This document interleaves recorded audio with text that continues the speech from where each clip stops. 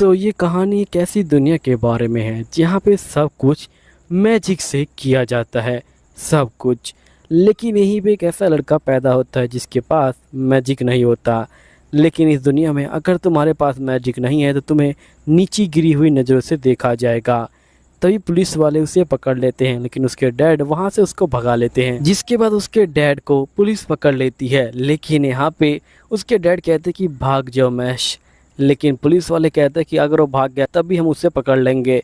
और वो मैश के सामने एक शर्त लगते हैं कि उसे डिवाइन विजनरी बनना होगा, जो दुनिया का सबसे महान जादूगरी बन सकता है। तो मैश उनके शर्त को मान लेता है। लेकिन सोचने वाली बात यह है कि यहाँ पे मैश के पास बिल्कुल भी मैजिक नहीं है, तो आखिरकार मैश डिवाइन विजनरी कैसे बनेगा। चलिए देखते हैं कि आखिरकार मैश ये कर पाता है या नहीं, या फिर वो ख़त्म हो जाता है। तो कहानी के स्टार्टिंग में हमें मैश नाम का एक लड़का दिखाया जाता है जो यहाँ पे मस्त अपना एक्सरसाइज कर रहा होता है, और इसके पिता यहाँ पे चाय बना रहे होते हैं। इनकी ज़िंदगी अच्छी चल रही होती है। मैश के पिता कहते हैं कि जब से मैश मेरी ज़िंदगी में आया है मेरी ज़िंदगी बहुत ज़्यादा अच्छी चलने लगी है। तभी मैश यहाँ पे आ जाता है और वो आते ही दीवार तोड़ देता है। तभी मैश के पिता कहते हैं कि आखिरकार तुमने दरवाज़ा क्यों तोड़ दिया। तो मैश कहता है कि मैं भूल गया था कि इसे धकेलना है या खींचना है। फिर मैश जो होता है दरवाजे को जोड़ने लग जाता है, लेकिन वो दरवाज़ा गलत तरीके से जोड़ रहा होता है, जिसके बाद दरवाज़ा टूट जाता है। मैश के पिता कहते हैं कि तुम सही में एक पागल हो। जिसके बाद मैश के पिता कहते हैं कि ठीक है, अभी मैं जा रहा हूँ कुछ काम से घर के बाहर, लेकिन तुम ध्यान रखना कि तुम शहर में मत जाना, क्योंकि यहाँ पे शहर में तुम्हें खतरा हो सकता है। जिसके बाद मैश के पिता यहाँ से निकल जाते हैं, लेकिन मैश को यहाँ पे क्रीम पफ खाना होता है, जिसके लिए मैश निकल जाता है और ये बोलता है कि मुझे माफ़ करना डैड। फिर मैश जैसे ही शहर पहुँचता है, इससे पता चलता है कि यहाँ पे सभी लोग जो जादू है वो जो है कर पा रहे हैं, और वो रोज़मर्रा के जो काम है वो भी जो है जादू से करते हैं। मैश कहता है कि आखिरकार ये कैसे लोग हैं। तभी मैश यहाँ पे सिक्के देता है जो यहाँ पे मुड़ चुके होते हैं। मैश कहता है कि मुझे माफ़ करना, मैं इसे ठीक कर देता हूँ। तभी मैश का जो स्कार्फ होता है वो जो है हट जाता है, और यहाँ बंदे देख लेते कि मैश के चेहरे पे कोई निशान नहीं है। लेकिन मैश को कुछ समझ नहीं आता और वो क्रीम पफ लेके यहाँ से जो है निकल जाता है। तभी हम देखते कि मैश आगे जा रहा होता है, लेकिन वो एक पुलिस वाले से टकरा जाता है। पुलिस वाला फिर मैश को यहाँ पे डांटने लग जाता है और ये बोलते कि तुम बेवकूफ़ हो क्या, तुम्हें दिखाई नहीं देता। तभी जो मैश होता है वो जो होता है यहाँ पे कुछ करे उससे पहले ही यहाँ पे सीनियर पुलिस वाला आ जाता है और उस दूसरे पुलिस वाले को डांटने लग जाता है। तभी हम देखते कि यहाँ पे पुलिस वाला देखता है कि मैश के चेहरे पे कोई निशान नहीं है और मैश को पकड़ने वाला होता है, लेकिन मैश के पिता जल्दी आके मैश को जो है यहाँ से ले जाते हैं। नेक्स्ट सीन में मैश के पिता मैश को डांट रहे होते हैं और ये बोलते कि मैं तुम्हें कहा था ना कि तुम्हें शहर में नहीं जाना। मैश बोलते कि मुझे माफ़ कर देना। मैश के पिता कहते कि ठीक है, अब से तुम शहर में मत जाओ और सजा के तौर पे तुम अपनी जो ट्रेनिंग है वो जो है दोबारा रिपीट करोगे। मैश कहता है कि ठीक है, फिर मैश चला जाता है। फिर नेक्स्ट सीन में हम देखते हैं कि वो पुलिस वाला यहाँ पे मैश को ढूंढते हुए आ चुका होता है और उसके पिता को पकड़ लेता है। तभी हम मैश को देखते हैं जो अपनी ट्रेनिंग खत्म करके यहाँ से जा रहा होता है, और नेक्स्ट सीन में हम पुलिस वाले को देखते हैं जो यहाँ पे मैश के पिता को कह रहा होता है कि बताओ आखिरकार वो लड़का कहाँ पे है, तुमने उसे कहाँ पे छिपाया है। मैश के पिता कहते हैं कि चाहे तुम कुछ भी कर लो, मैं यहाँ पे तुम्हें कुछ भी नहीं बताने वाला। और वो मैशले को कहते हैं कि मैशले भाग जाओ जल्दी से यहाँ से। और यहीं पे मैशले के पिता अपने मन में कह रहे होते कि भले ही मैशले मेरा अपना बेटा नहीं है, लेकिन वो फिर भी यहाँ पे मुझे जान से प्यारा है, और कुछ भी हो जाए मैं यहाँ पे उसे जो है कुछ भी नहीं होने दूंगा। तभी यहाँ पुलिस वाला कहता है कि मुझे पता है कि वो तुम्हारा लड़का नहीं है। तो यहाँ पे उसके पिता कहते हैं मैशले के कि हाँ, भले ही वो मेरा बेटा ना है, लेकिन मैं फिर भी उसे जो है यहाँ पे पालूंगा। तभी हम मैशले को देखते हैं जो आते ही दरवाज़ा तोड़ देता है और यहाँ पे पुलिस वाले को घूरने लग जाता है। पुलिस वाला कहता है कि अच्छा तुम मुझे घूरोगे।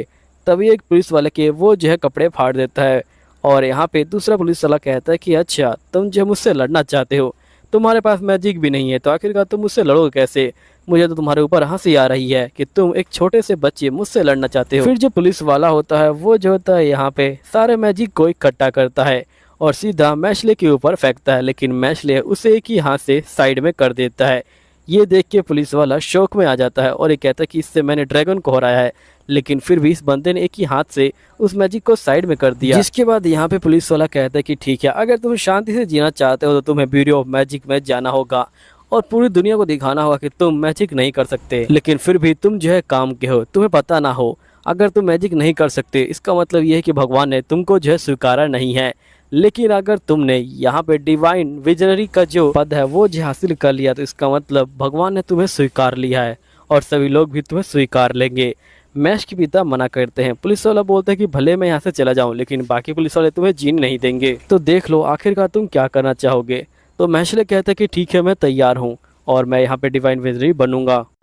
यहीं पे हम देखते हैं कि मैशले फाइनली मैजिकल स्कूल में आ चुका है, यहाँ पे जो एंट्रेंस एग्ज़ाम है वो देने के लिए। जिसके बाद हम देखते हैं कि जो टीचर होते हैं वो यहाँ पे आ जाते हैं और ये बोलते हैं कि इस बार का मैजिकल स्कूल का एग्ज़ाम मैं ही लेने वाला हूँ। चलिए सभी स्टूडेंट जल्दी से जो है बैठ जाइए। जिसके बाद सभी स्टूडेंट यहाँ देखने लग जाते हैं कि आखिरकार हमें बैठना कहाँ है। तभी हम देखते हैं कि इनको सीट मिल जाती है और पेपर मिल जाता है। मैसले यहाँ पे देखते हैं कि सभी अक्षर इधर उधर भाग रहे हैं। फिर मैसले कहता है कि जल्दी से यहाँ पे शांत हो जाओ, मुझे तुम्हें सोल्व करना है। और मैसले पेन को तोड़ देता है। जो वर्ड होते हैं वो जो होते हैं डर जाते हैं और रुक जाते हैं, और मैसले जो होता है पेपर को दे देता है। फिर नेक्स्ट सीन में इनका भूल भुलैया का टेस्ट होता है और मास्टर कहता है कि तुम्हें सबसे पहले बाहर निकलना होगा। फिर मैसले कहता है कि आखिरकार मैं इससे बाहर कैसे निकलूंगा। तभी मैसले को लेमन नाम की एक लड़की दिखाई देती है जो मैसले के साथ चलने का डिसाइड करती है। जिसके बाद वो दोनों आगे जा रहे होते हैं, लेकिन तभी लेमन मैशले को पकड़ लेती है और उसे धोखा दे देती है और कहती है कि मुझे माफ़ करना, मुझे ऐसा करना पड़ा, मुझे ऐसा करने के लिए किसी ने मजबूर किया है। और ये जो होती है मैसले को छोड़कर चली जाती है। लेकिन तभी एक बहुत बड़ा मॉन्स्टर यहाँ पे आ जाता है और वो इस लड़की के ऊपर हमला करने वाला होता है। ये लड़की कहती है कि शायद से यही जो है मेरा अंत है, क्योंकि मैंने एक शरीफ से लड़के को धोखा दिया। और मॉन्स्टर इसके ऊपर हमला करने वाला होता है, लेकिन तो मैसले एक ही बार में उसे एक घूंसे से यहाँ पे ठीक कर देता है और उस मॉन्स्टर को ख़त्म कर देता है। ये देख के लेमन बहुत ज़्यादा ही शौक में आ जाती है और ये बोलती कि मुझे माफ़ करना। तभी हम देखते कि मैसले पूरे जो यहाँ पे दरवाजे हैं उनको जो है तोड़ के सबसे पहले ही बाहर आ जाता है। लेकिन सभी लोग मैसले को चीटर कहने लग जाते हैं, क्योंकि मैसले ने यहाँ पे दीवारों को तोड़ा है। जिसके बाद सभी लोग कहते हैं कि इन्हें बाहर निकाल दो। तभी लेमन कहते कि शांत हो जाओ, मैसले ने यहाँ पे ये सब इसलिए किया क्योंकि यहाँ पे मुझे प्रोफेसर ने कहा था कि मैसले को यहाँ पे रोक लूँ और उसे जो है यहाँ पे बाहर ना आने दूँ ताकि वो मेरा सिलेक्शन करवा दे। तो ये प्रोफेसर यहाँ पे आ जाता है और ये बोलते हैं कि ये लड़की झूठ बोल रही है। तभी हेडमास्टर यहाँ पे आ जाते हैं और ये बोलते हैं कि ठीक है, तुम यहाँ से अभी जो है शांत हो जाओ प्रोफेसर, और मैसले तुम मेरे साथ चलो। फिर ये मैसले को लेके यहाँ पे आ जाते हैं और ये बोलते हैं कि अब मैं तुम्हारा टेस्ट लेने वाला हूँ।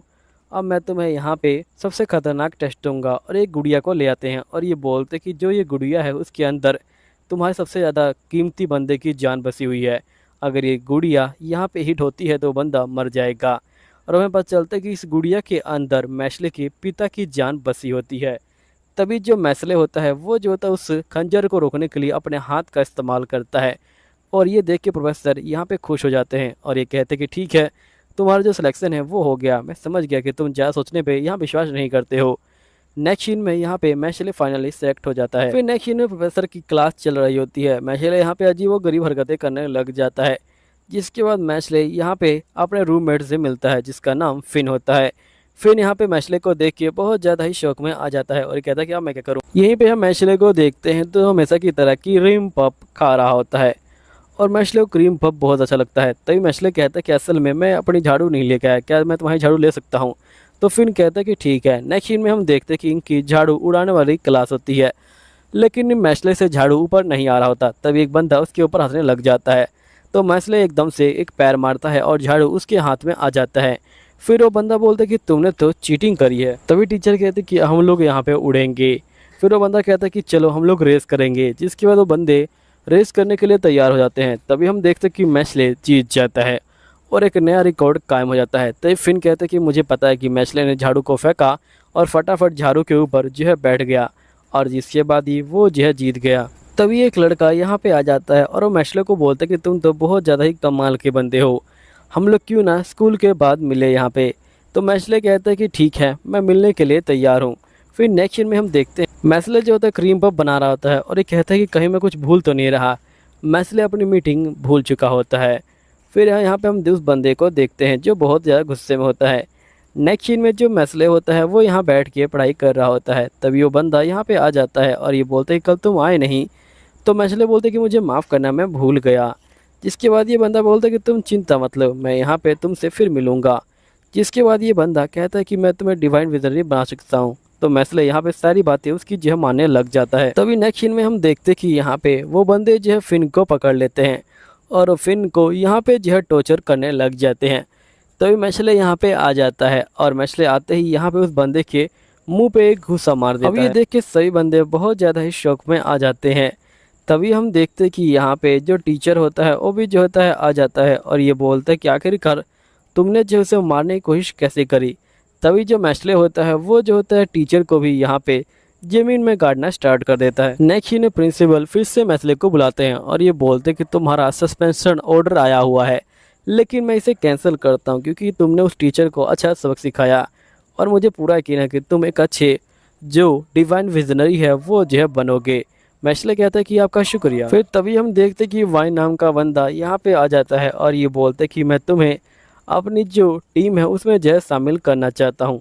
अब ये सुनते ही सभी बंदे यहाँ बहुत ज़्यादा ही शौक में आ जाते हैं और यहाँ मैचले कहता है कि टीम मैं तुम्हारी टीम में शामिल नहीं होना चाहता, लेकिन वाइन मानता नहीं और शामिल कर। फिर यहीं पे हम देखते कि मैच स्टार्ट हो चुका होता है। सभी बंदे यहाँ पे मैच को खेल रहे होते हैं, लेकिन तभी सभी बंदों का ध्यान मैच के ऊपर जाता है जो उड़ भी नहीं रहा होता और सभी बंदे बहुत ज़्यादा गुस्सा होते हैं। तभी यहाँ पे जो वाइन होता है वो जो है नीचे आता है और ये बोलता है कि देखो तुम्हें अपने अंदर जीतने का जज्बा लाना होगा और यहाँ पे एक बास बनना होगा जो हमेशा यहाँ पे हर मुसीबत में खड़ा रहता है, इसलिए चाहे कुछ भी हो जाए तुम यहाँ पे मुझे जिताओगे। तभी हम देखते कि एक बंदा यहाँ पे आता है और इस वाइन नाम के बंदे को नीचे गिरा देता है और ये बोलता है कि अब तुम नहीं जीतने वाले। वाइन बोलता है कि मैच प्लीज़ तुम ट्राई करो यहाँ पे जो है जीतने का, मैं बस तुम्हारी ट्राई देखना चाहता हूँ। तो मैच बोलते हैं कि ठीक है। तभी हम देखते कि मैच यहाँ पे हवा में उड़ना स्टार्ट कर देता है।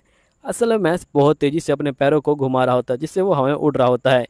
फिर मैच जो होता है बॉल को ले लेता है और लगातार यहाँ पे बॉल को जो है गोल में डालता रहता है और इसी तरह ये मैच को जीता जाता है और मैच को यहाँ पे सिल्वर कॉइन मिल जाता है। तभी वाइन यहाँ पे आता है और ये बोलता है कि तुमने हमारी टीम को जिता दिया, तुम सही में बहुत ज़्यादा कमाल के बंदे हो और तुम हमेशा के लिए हमारी टीम में आ गए हो।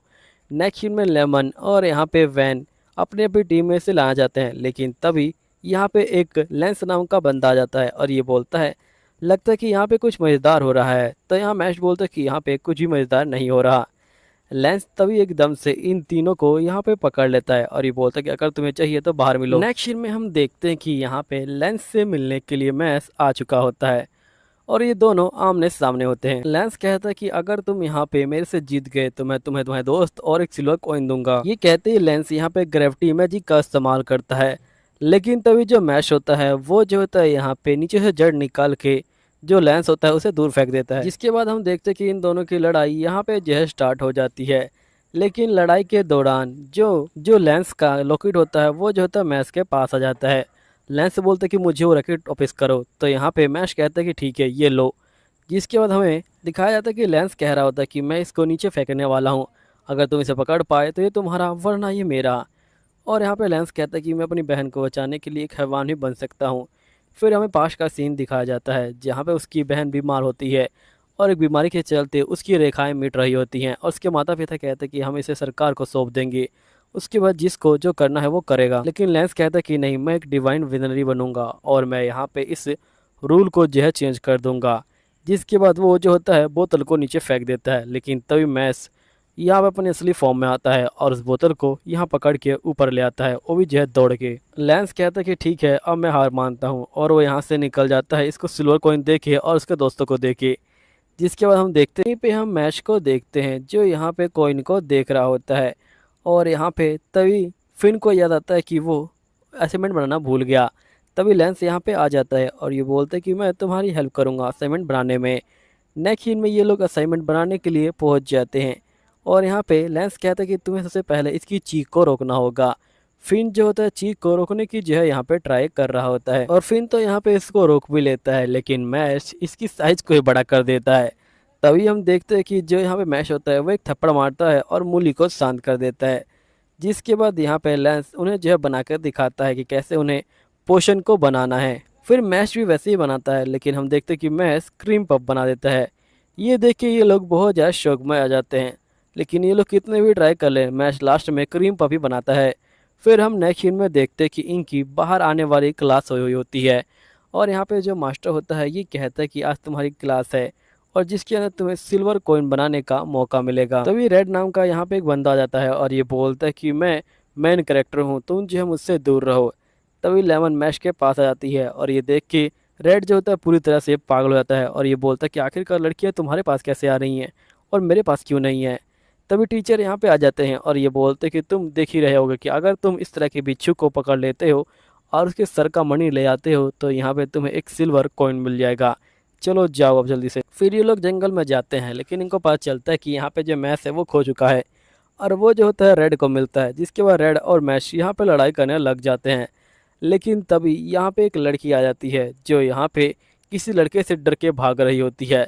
तभी जो रेड होता है वो यहाँ पे आ जाता है और उस लड़के को एक ही बार में यहाँ सबक सिखा देता है, जिसके बाद वो लड़की यहाँ पे रेड को बोलती कि तुम तो बहुत ज़्यादा अच्छे हो, मुझे तुम बहुत ज़्यादा प्यारे लगते हो। तभी जो रेड होता है वो तो यहाँ पागल ही हो जाता है, लेकिन यहाँ पता चलता है कि वो लड़की असल में जो है मैजिक कर रही है। फिर वो मैश के पास आती है लेकिन वो मैश के ऊपर कितना ही मैजिक कर ले मैश को कुछ भी फर्क नहीं पड़ता है। फिर लड़की कहती है कि आखिरकार ये कैसा बंदा है। तभी यहाँ पे वो लड़की जो होती है रेड के पास दोबारा जाती है और ये बोलती है कि मुझे एक बंदे ने पकड़ रखा है। तभी हम देखते हैं कि वो बंदा यहाँ पे आ जाता है और रेड यहाँ पे उससे लड़ने के लिए तैयार हो जाता है। तभी जो वाइट होता है वो जो होता है यहाँ पे इनसे जो है लड़ाई करना स्टार्ट कर देता है। रेड भी जो होता है यहाँ पे लड़ाई कर रहा होता है लेकिन जो वाइट होता है वो जो है रेड को बहुत बुरी तरह से मार देता है। फिर यहीं पे वाइट बोलता है कि ठीक है, अगर तुम मेरे यहाँ पे 10 हमलों से बच गए तो मैं यहाँ पे इस लड़के और उस लड़की को जाने दूंगा। तो रेड बोलता है कि ठीक है, मैं तैयार हूँ। और फिर जो वाइट होता है वो जो होता है यहाँ पे हमला करने के लिए तैयार हो जाता है और सबसे पहले वो यहाँ पे पहला हमला करता है, लेकिन यहाँ पे जो रेड होता है पहले हमले में बहुत ज़्यादा नीचे गिर जाता है। जिसके बाद यहाँ पे जो वाइट होता है वो लगातार रेड के ऊपर हमला करते जाता है और रेड को बोलते क्या हुआ, तुम तो मेरे यहाँ पे पहले हमले से ही ढेर हो गए। तभी जो रेड होता है वो जो होता है खड़ा हो जाता है। तभी हम देखते हैं कि वो लड़की वाइट के साथ जो है आ चुकी होती है और यहाँ पे वो लड़की हंस रही होती है कि तुम कैसे बंदे हो, तुम जो है मेरे झांसे में आ गए। तभी यहाँ पे जो मैश होता है वो जो होता है ये सब देख के बहुत ज़्यादा गुस्से में आ जाता है और फिर जो मैश होता है वो जो होता है उसके ऊपर हमला करने लग जाता है और एक ही हमले से वो जो होता है वाइट को नीचे गिरा देता है और वाइट को पूरा जो है खूनम खून कर देता है। मैश बोलते हैं क्या हुआ, अभी तो मैंने पहला ही हमला किया है, अभी तो मेरे 9 हमले बाकी हैं। तभी वाइट बोलता है कि अगर इसने मेरे ऊपर एक और हमला भी किया तो मैं मारा जाऊंगा। तभी हम देखते हैं कि एक बहुत बड़ा बिस्ट इसके पीछे आ जाता है लेकिन मैश एक ही बार में एक घूसा मार के उड़ा देता है और साथ ही एक स्टार नीचे गिरता है जिससे मैश को कॉइन मिलेंगी। फिर हम देखते हैं कि यहाँ पे मैश जो होता है सीधा लड़की के पास जाता है। लड़की जो होती है यहाँ पे बहुत ज़्यादा घबरा जाती है। मैश उसे यहाँ पे देखता है कि वो रो रही है। तभी जो मैश होता है उसे पीछे से पकड़ लेता है। फिर हम देखते हैं कि यहाँ पे मैश जो होता है लड़की को उठा के पटक देता है और यहाँ पे लड़की हार जाती है। जिसके बाद नेक्स्ट सीन में मैश यहाँ पे आ जाता है अपनी टीम के पास। टीम वाले बंदे काफ़ी ज़्यादा गुस्सा हो जाते हैं। तभी जो रेड होता है वो मैच से माफ़ी मांगता है। तभी यहाँ पे लेंस कहता है कि तुम्हें बाकी डोम के जो बंदे हैं उनसे जो है बच के रहना होगा, क्योंकि अब वो तुम्हारे कॉइन के पीछे पड़ेंगे, क्योंकि तुम्हारे पास अब जो है गोल्डन जो कॉइन है वो जो है आ चुका है। मैच कहता है क्या यहाँ पे और भी डोम है, तो यहाँ फिन कहता है क्या तुम्हें याद नहीं है। फिर हमें पास्ट का सीन दिखाया जाता है जब मैच पहली बार यहाँ पे आया होता है। सभी बंदे सींग पकड़ के यहाँ पे जो है डोम में जा रहे होते हैं। यहाँ पे सिंग वाला मास्टर बोलता है कि मुझे पता है कि बच्चों के मन में क्या चल रहा है, लेकिन जैसे ही वो मैश का मन पड़ता है उसे पता चलता है कि इसके मन में सिर्फ जो है यहाँ पे क्रीम पफ के बारे में ही चल रहा है और ये कुछ भी बड़बड़ाने लग जाता है और ये बोलता है कि मैच जाएगा एल्डर डोम में। फिर नेक्स्ट सीन में मैच को देखते हैं जो गुम हो चुका होता है और वो दूसरे डोम के बंदों के पास पहुँच जाता है। यहीं पे हम देखते हैं कि जो यहाँ पे मैच होता है वह पैसन से बोलता है कि तुम एक डॉल से बात कर रहे हो। एप्पल बोलता है कि अच्छा हुआ तुमने जो है मुझे बता दिया। फिर जिसके बाद एप्पल कहता है कि अच्छा तुम ही वो लड़के हो जिसने फर्स्ट ईयर में ही जो गोल्डन कॉइन है वो जो है ले लिया है, तो जल्दी करो यहाँ पे अपना जो गोल्डन कॉइन है वो जो है मुझे दे दो, क्योंकि तुम इस गोल्डन कॉइन के लायक नहीं हो। लेकिन मैश इसे जो है गोल्डन कॉइन देने से मना कर देता है। जिसके बाद हम देखते हैं कि ये लोग यहाँ पे हमला करना स्टार्ट कर देते हैं। एफएन जो होता है अपनी डोल से जो है हमला कराता है, लेकिन यहाँ पे मैश उसकी डोल को जो है दूर फेंक देता है। जिसके बाद जो मैश होता है वो जो होता है यहाँ से निकल जाता है एक लड़के को लेके। ये बोलता है कि अगली बार मैं तुम्हें नहीं छोड़ूंगा। और हमें पता चलता है कि असल में वो लड़का वाइट होता है। वाइट होश में आ जाता है और ये मैश को देख के बोलता है क्या तुमने मेरी जान बचाई। तो मैश बोलता है कि हाँ मैंने ही जो है तुम्हारी जान बचाई है। और ये बोलने के बाद मैश यहाँ से निकल जाता है। वाइट बोलता है कि मैंने इसे मारने की कोशिश करी लेकिन फिर भी इसने जो है मेरी जान बचाई। जिसके बाद हम देखते हैं कि यहाँ पे रेड और जो सिल्वा होते हैं वो दोनों जो होते हैं एक दूसरे को घूर रहे होते हैं और साथ में बातचीत कर रहे होते हैं। तभी जो मैश होता है वो भी जो होता है यहाँ पे आ जाता है। तभी जो लेमन होती है वो जो होती है इन सभी को बुलाने के लिए आ जाती है।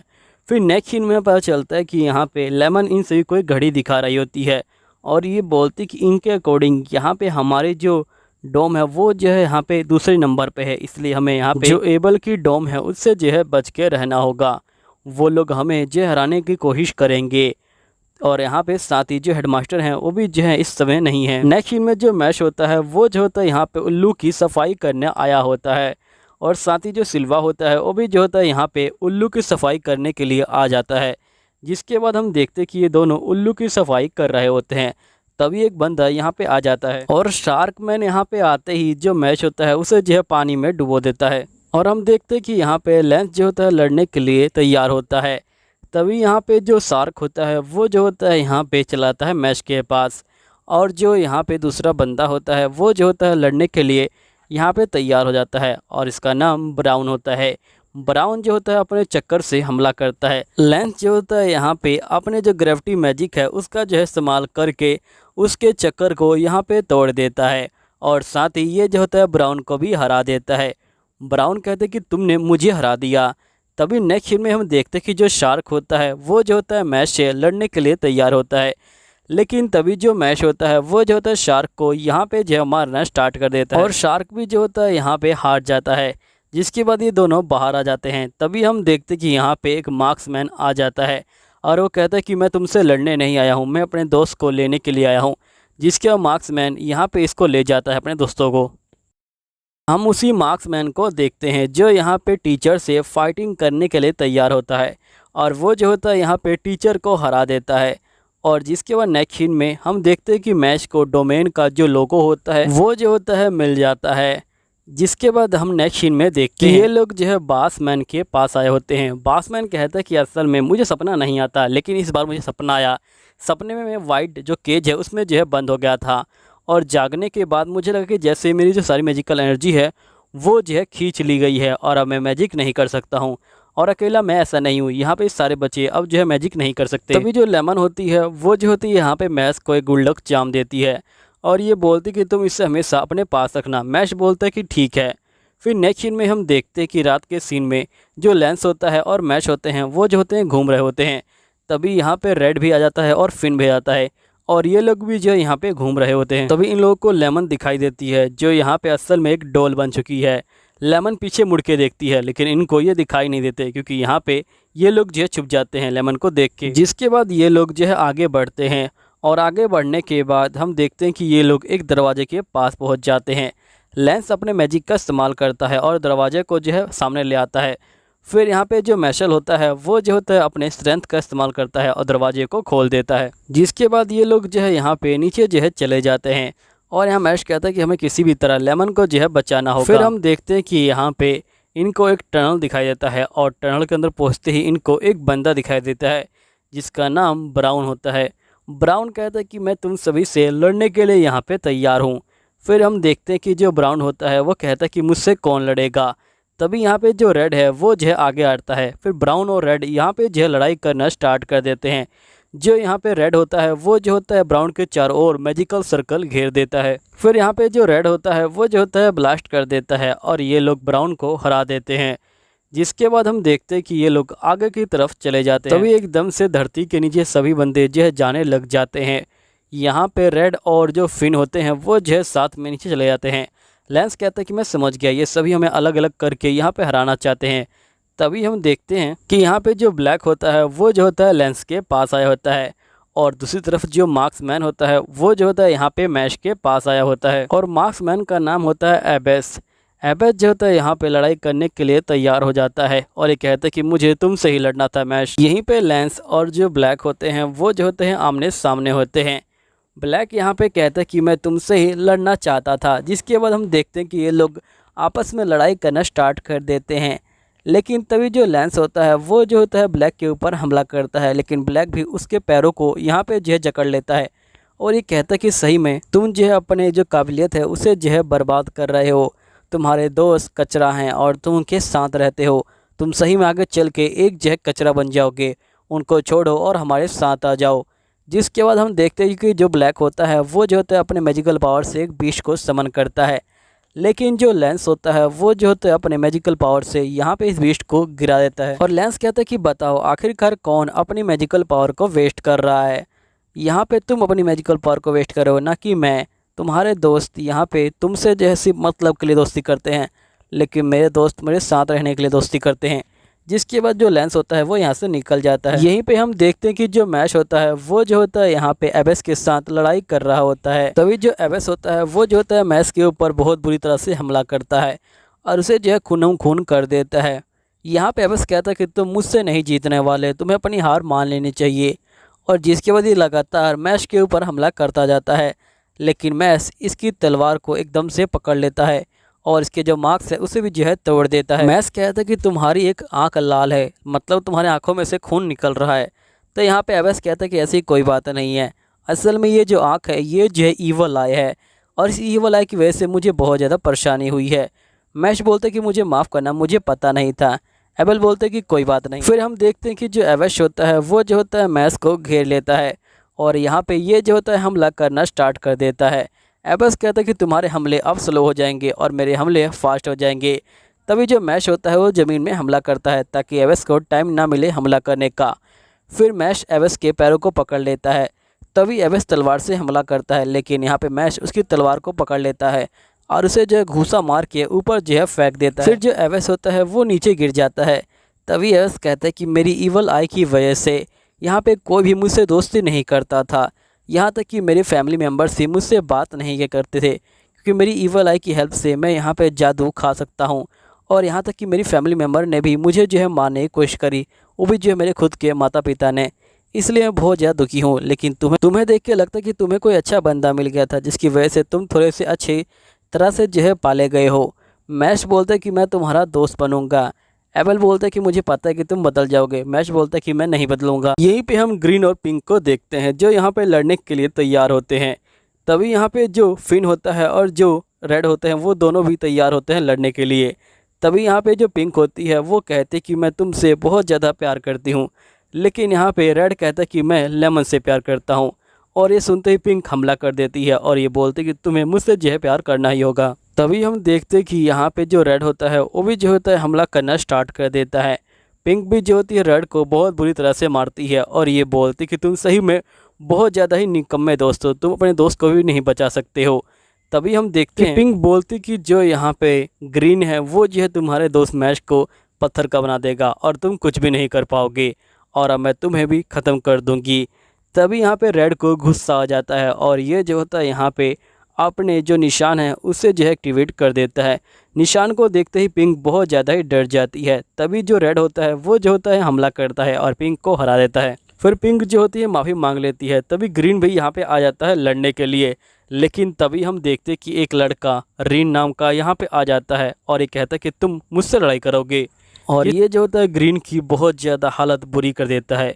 ग्रीन बोलते कि प्लीज़ मुझे माफ़ कर दो। जिसके बाद हम देखते हैं कि जो रीन होता है वो जो होता है यहाँ पे ग्रीन के ऊपर काफ़ी हमले करता है और यहाँ से जो है चुपचाप से चला जाता है और ये जो होता है मैश से टकरा जाता है।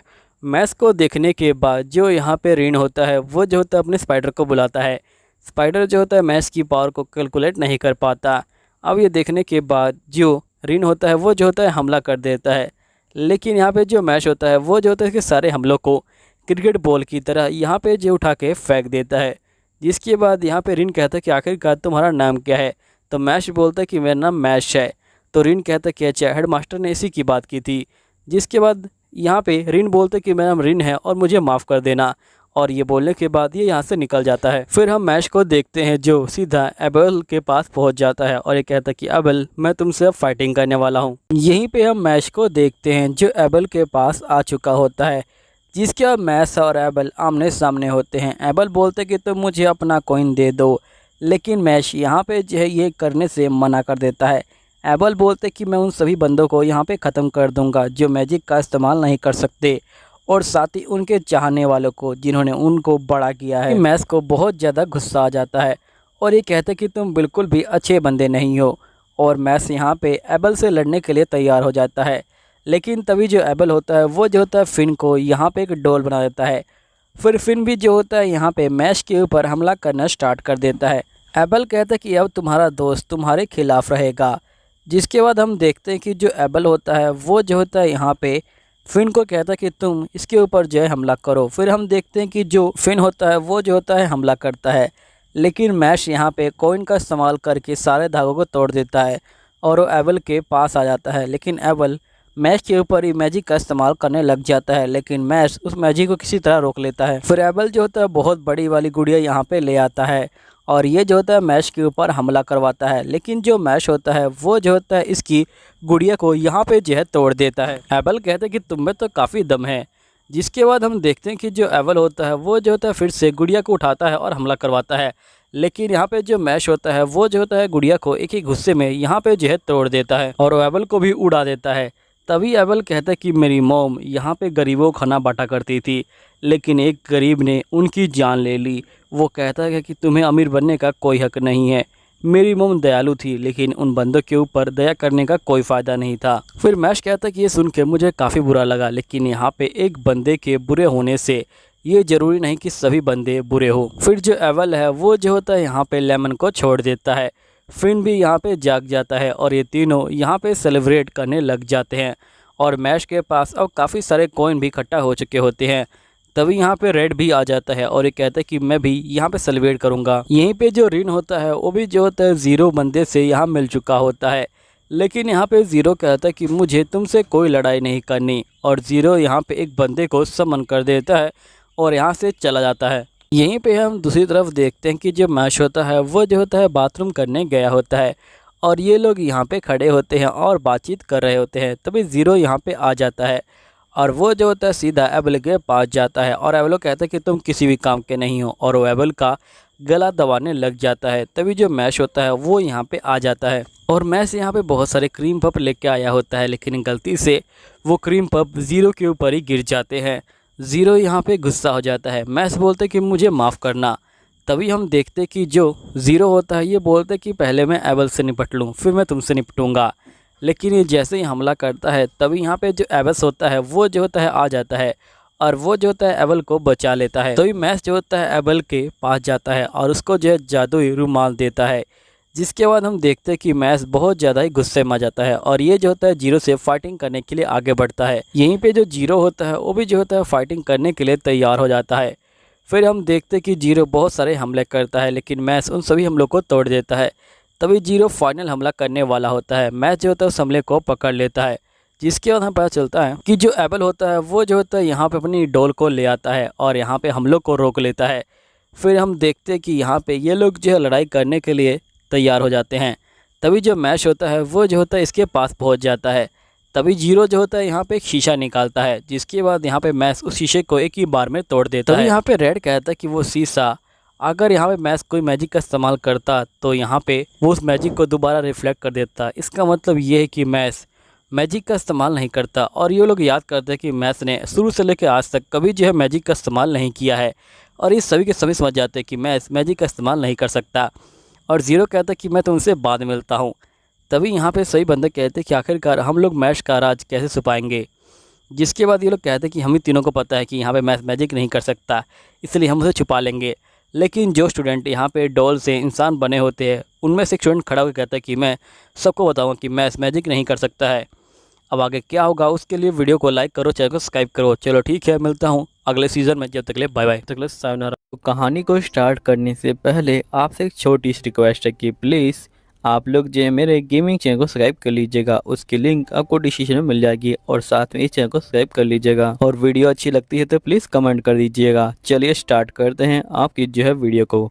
तो ये कहानी एक ऐसे बंदे के बारे में है जो अपनी माँ के साथ खुशी से रहा करता था, लेकिन एक दिन किसी दरिंदे ने उसकी माँ को मार डाला, जिसके बाद उसने तय किया कि वो उस दरिंदे को मार डालेगा। अब कहानी की स्टार्ट होती है और हम एक लड़की को देखते हैं जो हारुतो नाम के लड़के को बोलती कि मैं तुमसे बहुत ज्यादा प्यार करती हूँ और मैं तुमसे ही शादी करूंगी। हारुतो बोलता है ठीक है, मैं भी तुमसे ही शादी करूंगा। अब इसी उम्मीद को लेके यहाँ पे हारुतो अब बड़ा हो चुका होता है और वो एक बस में बैठा होता है, लेकिन जो बस होती है उसका जो यहाँ पे एक्सीडेंट हो जाता है और इसमें हारुतो मर जाता है। जिसके बाद जो हारुतो की सोल होती है वो यहाँ पे रियो नाम की एक बॉडी में रिकानेट हो जाती है, लेकिन यहाँ पे रियो की सोल भी इसी के अंदर ही होती है। हारुतो की सोल बोलती कि आखिरकार ये सब मेरे साथ क्या हो रहा है, मुझे तो अभी मर जाना चाहिए था, आखिरकार मैं जिंदा कैसे हूँ। तभी कुछ बंदे यहाँ पे आ जाते हैं और ये रियो को देख के बोलते कि तुम अभी तक जिंदा हो, हमें लगा कि तुम बुखार के मारे अब तक मर चुके हो। जिसके बाद ये बंदे बैठ जाते हैं और यहाँ पे खाना निकाल रहे होते हैं।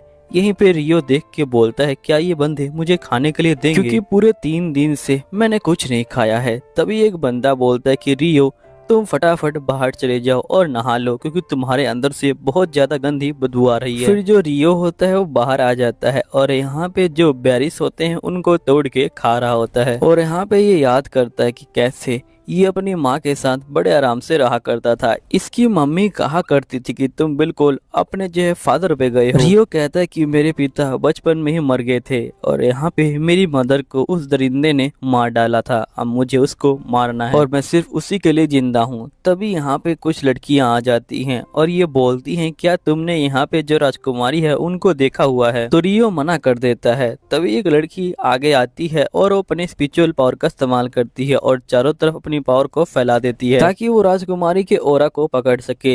यहीं पे हम रियो की स्पिरिचुअल पावर को देखते हैं जो बहुत ज्यादा होती है और कोई भी इसको नहीं देख पा रहा होता है। यहीं पे कैस्टिलिया नाम की एक लड़की रियो को कुछ पैसे देती है और ये बोलती कि इससे तुम जो है खाना खा लेना, और इसके बाद वो लोग चले जाते हैं। अब रियो पैसे पा के बहुत ज्यादा खुश हो जाता है और ये यहाँ पे फटाफट भाग के अपने जो है घर में जा रहा होता है और जैसे यहाँ पे आता है एक बंदा रियो के ऊपर हमला कर देता है, लेकिन इसका जो हमला होता है वो पैसे वाली पोटली पे लग जाता है जिससे पोटली टूटती है, लेकिन इसे कुछ नहीं होता। तभी रियो साइड में देखता है और ये देखता है कि इस बंदे ने यहाँ पे जितने बंदे थे उन सभी को मार डाला है। फिर रियो जो होता है अपनी स्पिरिचुअल पावर को यहाँ पे जे जगा लेता है और सीधा इस बंदे से भिड़ने के लिए आ जाता है और उसको उठा के पटक देता है और जो बंदा होता है वो बेहोश हो जाता है। तभी रियो को एक आवाज आती है और रियो उस आवाज के पास जाता है और वहाँ पे एक लड़की बंदी होती है और ये लड़की वही राजकुमारी होती है जिसको वो लड़कियां ढूंढ रही थी। अब राजकुमारी अपने आसपास देखती है और ये देखती कि बहुत सारे जो बंदे हैं वो मरे हुए हैं। ये देख के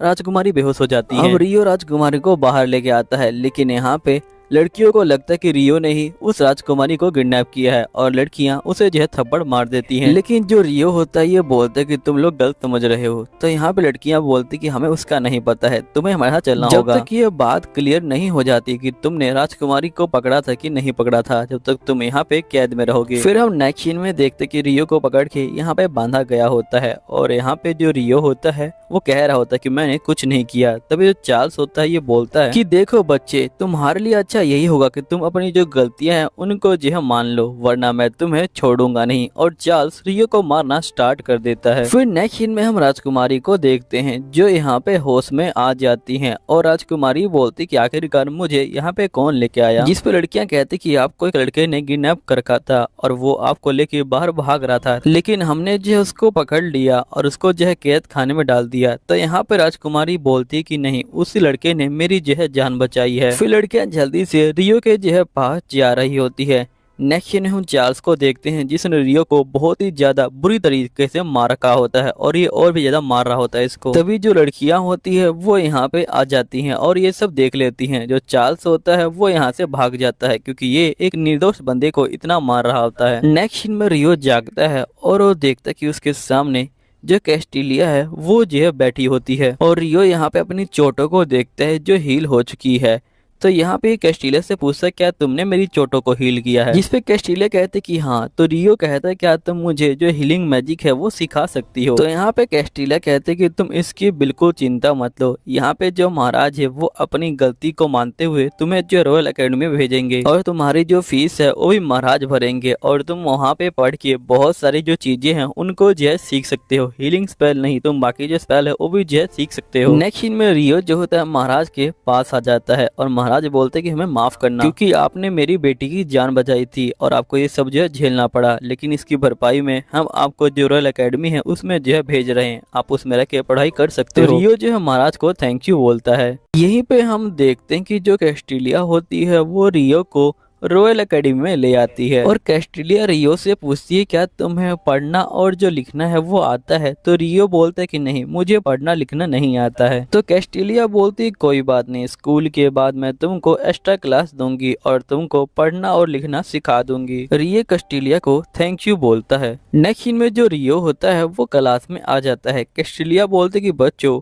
ये जो हमारा नया स्टूडेंट है। अब रियो सभी को जो है हेलो बोलता है, लेकिन यहाँ पे जो बंदे होते हैं वो रियो को देख के बिल्कुल भी खुश नहीं होते हैं और रियो भी इस बात को समझ जाता है। फिर रियो चुपचाप से अपनी जगह पे बैठ जाता है और कैस्टिलिया पढ़ाना स्टार्ट कर देती है। थोड़ी देर बाद इनकी जो क्लास होती है वो खत्म हो जाती है। क्लास खत्म होने के बाद जो रियो होता है वो कैस्टिलिया के पास जाता है और यहाँ पे कैस्टिलिया जो है बाहर आती है और ये बोलती कि आखिरकार तुम दरवाजा क्यों पीट रहे हो, तुम बाहर नहीं देख सकते कि यहाँ पे लिखा हुआ है कि मैं बिजी हूँ, क्या तुम्हें पढ़ना नहीं आता। तो यहाँ पे रियो बड़े प्यार से बोलते हैं कि हाँ मुझे पढ़ना नहीं आता। अब कैस्टिलिया को थोड़ी सी शर्म आ जाती है और ये बोलते ठीक है चलो अंदर आ जाओ, मैं तुम्हें पढ़ना सिखा देती हूँ।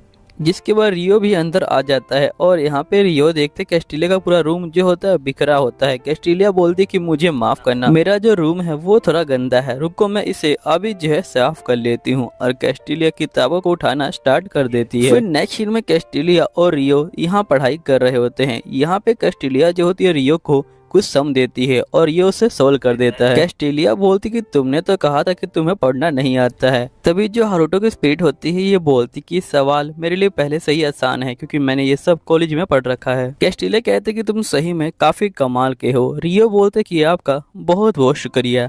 फिर नेक्स्ट सीन में हम देखते हैं कि ये सभी जो होते हैं तलवारबाजी कर रहे होते हैं और यहाँ पे जो रियो होता है वो अपने मास्टर के साथ तलवारबाजी कर रहा होता है और रियो काफी अच्छी तलवारबाजी कर रहा होता है और ऐसा इसलिए हो रहा होता है क्योंकि हारुतो को पहले जो तलवारबाजी है वो जो सिखाई गई होती है उसके ग्रैंडपा द्वारा। अब इसी तरह रियो यहाँ पे इस एकेडमी में 1 साल बिता लेता है और यहीं पे रियो टेस्ट दे रहा होता है और रियो टेस्ट में भी काफी ज्यादा अच्छा कर रहा होता है। तभी जो हारुतो की स्पिरिट होती है वो यहाँ पे अपनी जो पुरानी दोस्त है उसको जो है याद कर रहा होता है और इसी लड़की ने हारुतो से वादा किया था कि वो इससे जो है शादी करेगी। यहीं पे जो रियो होता है ये बोलता है कि आखिरकार ये सब मेरे साथ क्या हो रहा है, ये मुझे किसकी याद आ रही है। नेक्स्ट सीन में हम रियो का रिजल्ट देखते हैं जो यहाँ पे टॉप मार चुका होता है। अब रियो को टॉप देख के सभी जो नॉवेल्स के बच्चे होते हैं वो गुस्सा हो रहे होते हैं। नेक्स्ट सीन में टीचर कहते कि देखो यहाँ पे मैंने 4 बच्चों को चूज किया है जो रॉयल जो कैनाइट है वो बनने के काबिल हैं और अब जो है वो आगे आएंगे और टॉप स्टूडेंट में हमारा जो रियो होता है वो भी होता है। अब रियो का नाम सुन के सभी बंदे बहुत ज्यादा ही गुस्सा हो रहे होते हैं। एक लड़का बोलता है क्या ये बेवकूफ भी हमारे साथ जो है पार्टिसिपेट लेगा। तो यहाँ पे इसके मास्टर बोलते कि देखो रियो ने ये सब चीजें जो है अपनी मेहनत से कमाई है, इसलिए मैं इसे पूरा जो है मौका दूंगा। नेक्स्ट सीन में रियो की मास्टर बोलती कि रियो वैसे तुम अब काफी बड़े हो चुके हो, तुम्हारी जो हाइट है वो भी जो मुझसे बड़ी हो चुकी है। कैस्टिलिया बोलती कि वैसे तुमने यहाँ पे काफी जो अच्छे नंबर है वो जो है लिए थे अपने जो है टेस्ट में और तुम एक टॉप स्टूडेंट भी बन चुके हो। फिर ये कहते कि जैसे ही मैं स्कूल का काम पूरा हो जाएगा मैं यहाँ पे कोई कैनाइट नहीं बनूंगा, मैं एक एडवेंचरर बनूंगा और यहाँ से जो है चला जाऊंगा। अब ये सुन के कैस्टिलिया जो होती है थोड़ा सा उदास हो जाती है और ये बोलती कि आखिरकार तुम यहाँ से क्यों जा रहे हो, तुम यहीं पे रहो, अगर तुम चले जाओगे तो आखिरकार मुझे चाय बना के कौन देगा। लेकिन जो रियो होता है वो कैस्टिलिया की बिल्कुल भी बात नहीं मान रहा होता है। अब कैस्टिलिया का मन तो नहीं होता लेकिन वो कहती है ठीक है तुम जा सकते हो। फिर नेक्स्ट सीन में हम देखते कि रियो का जो मैच होता है वो होने वाला होता है। यहीं पे जो अनाउंसमेंट होता है ये बोलता है कि अभी जो मैच है वो स्टार्ट होने वाला है। नेक्स्ट सीन में जो रियो होता है वो मैच के लिए तैयार होता है। तभी उसके साइड में जो लड़का होता है वो बोलते है कचरे तुम कितना भी ट्राई कर लो तुम नहीं जीत पाओगे। लेकिन जो रियो होता है वो इसकी बात पे बिल्कुल ध्यान नहीं देता। फिर नेक्स्ट सीन में हम देखते हैं कि रियो का जो मैच होता है वो चार्ल्स से हो रहा होता है। अब रियो और चार्ल्स यहाँ पे जो फाइटिंग है वो करना स्टार्ट कर देते हैं। चार्ल्स जो होता है रियो पे काफी खतरनाक जो अटैक होता है वो कर रहा होता है, लेकिन यहाँ पे जो रियो होता है फिर भी चार्ल्स को हरा देता है। चार्ल्स बोलता है कि मुझसे जो तलवार है वो जो फिसल गई है, अभी जो है मुझे एक रीमैच चाहिए। अनाउंसमेंट करने वाला बंदा बोलता है कि तुम्हें शर्म आनी चाहिए, तुमने यहाँ पे इतने छोटे बच्चे पे इतने खतरनाक अटैक किए, अब हार गए हो तो यहाँ पे जो है बहाने बना रहे हो, चुपचाप से निकल जाओ और इसे माफी मांग लो। जिसके बाद चार्ल्स होता है ये बोलता है कि मुझे माफ कर देना रियो, और ये बोलने के बाद चार्ल्स गुस्से में निकल जाता है। नेक्स्ट सीन में हम देखते हैं कि चार्ल्स जो होता है रीस से बात कर रहा होता है और ये बोलता है कि मुझे उस लड़की को जो है बर्बाद करना है। रीस बोलता है कि तुम बिल्कुल चिंता मत लो, हम लोग जो रियो है उसे जो है बर्बाद कर देंगे। यहीं पे हम कैस्टिलिया को देखते हैं जो यहाँ पे बच्चों कह रही होती कि तुम लोग अभी अपना जो मैजिक है वो दिखाओ, जिसके बाद मैं तुम्हें सिखाऊंगी कि तुम्हें अपने मैजिक की जो पावर है वो कैसे बढ़ानी है। तभी एक स्टूडेंट बोलता है कि वैसे यहाँ पे कुछ ऐसे बच्चे भी हैं जिनको मैजिक करना नहीं आता, और ये रियो की बात कर रहा होता है। लेकिन जो रियो होता है वो इससे कुछ भी नहीं बोलता। नेक्स्ट सीन में बच्चे अपने मैजिक को करके दिखाते हैं, जिसके बाद यहाँ पे कैस्टिलिया कहते हैं ये काफी अच्छा था, अब मेरी बारी है। फिर कैस्टिलिया अपने जो मैजिक है उसे जो है करके दिखाती है, और यहाँ बच्चे जो होते हैं मैजिक देख के काफी खुश हो जाते हैं, और रियो को भी ये सब देख के काफी ज्यादा अच्छा लग रहा होता है। नेक्स्ट सीन में हम देखते हैं कि ये लोग एक जगह पे खड़े होते हैं। तभी जो अल्फोंस होता है ये बोलता है कि देखो यहाँ पे हमें जो है जंगल से बाहर निकलना है, लेकिन टीचर ने जो रास्ता बताया है वो जो है थोड़ा लंबा है, मैं इससे छोटा रास्ता जानता हूँ, हम लोग उससे बड़े आराम से जो है निकल सकते हैं। तभी एक लड़की बोलती क्या सही में जो यहाँ पे शॉर्टकट है वो लेना ठीक रहेगा, और इस सभी को बोलती कि टीचर ने जिस रास्ते से हमें जाने को बोला है हमें उसी रास्ते से जाना चाहिए। लेकिन यहाँ पे लड़की की कोई बात नहीं मानता, जिसकी वजह से लड़की को चुप हो जाना पड़ता है। तभी एक लड़का रियो को बोलता है कि तुम हमारा सामान है वो उठा लो, तो रियो बोलता है ठीक है। फिर यहाँ पे जो रियो होता है वो जो होता है सामान उठा के इनके जो है पीछे पीछे आ रहा होता है। तभी यहाँ पे बहुत सारे जो गोबलिंग्स होते हैं वो आ जाते हैं, तो सभी स्टूडेंट जो होते हैं अपने मैजिकल पावर का इस्तेमाल करते हैं और यहाँ पे जो गोबलिंग्स हैं उनको जो है हरा देते हैं। और गोबलिंग्स को हराने के बाद ये सभी काफी खुश होते हैं और आगे बढ़ते हैं, लेकिन आगे चल के यहाँ पे डेड एंड आ जाता है। सभी बच्चे अल्फोंसो को बोलते कि बताओ अब मैं कहाँ से जाना है। यहाँ पे अल्फोंसो कुछ बोले उससे पहले यहाँ पे बहुत सारे जो गोबलिंग्स होते हैं वो आ जाते हैं। अब गोबलिंग्स को देख के बच्चे जो है काफी यार डर जाते हैं, और यहाँ पे एक बच्चे का धक्का राजकुमारी को लग जाता है और राजकुमारी पहाड़ से नीचे गिर रही होती हैं। लेकिन तभी रियो स्पिरिचुअल पावर का इस्तेमाल करता है और वो राजकुमारी को ऊपर जो है रख देता है, लेकिन खुद पहाड़ के नीचे जो है गिर जाता है। अब सभी बच्चों को लगता है कि जो रियो है वो जो है मर गया है। तभी यहाँ पे एक लड़की जो होती है गोबलिंग्स के ऊपर हमला करना स्टार्ट कर देती है, और जो गोबलिंग्स है वो मरने स्टार्ट हो जाते हैं, और राजकुमारी उन बंदों को हील कर रही होती है जिनको चोट लगी होती है। यहीं पे रियो सोचता है कि आखिरकार मैंने अपनी स्पिरिचुअल पावर का जो इस्तेमाल है वो कैसे किया। मैं ऊपर से जो है नीचे गिर रहा था, लेकिन एकदम से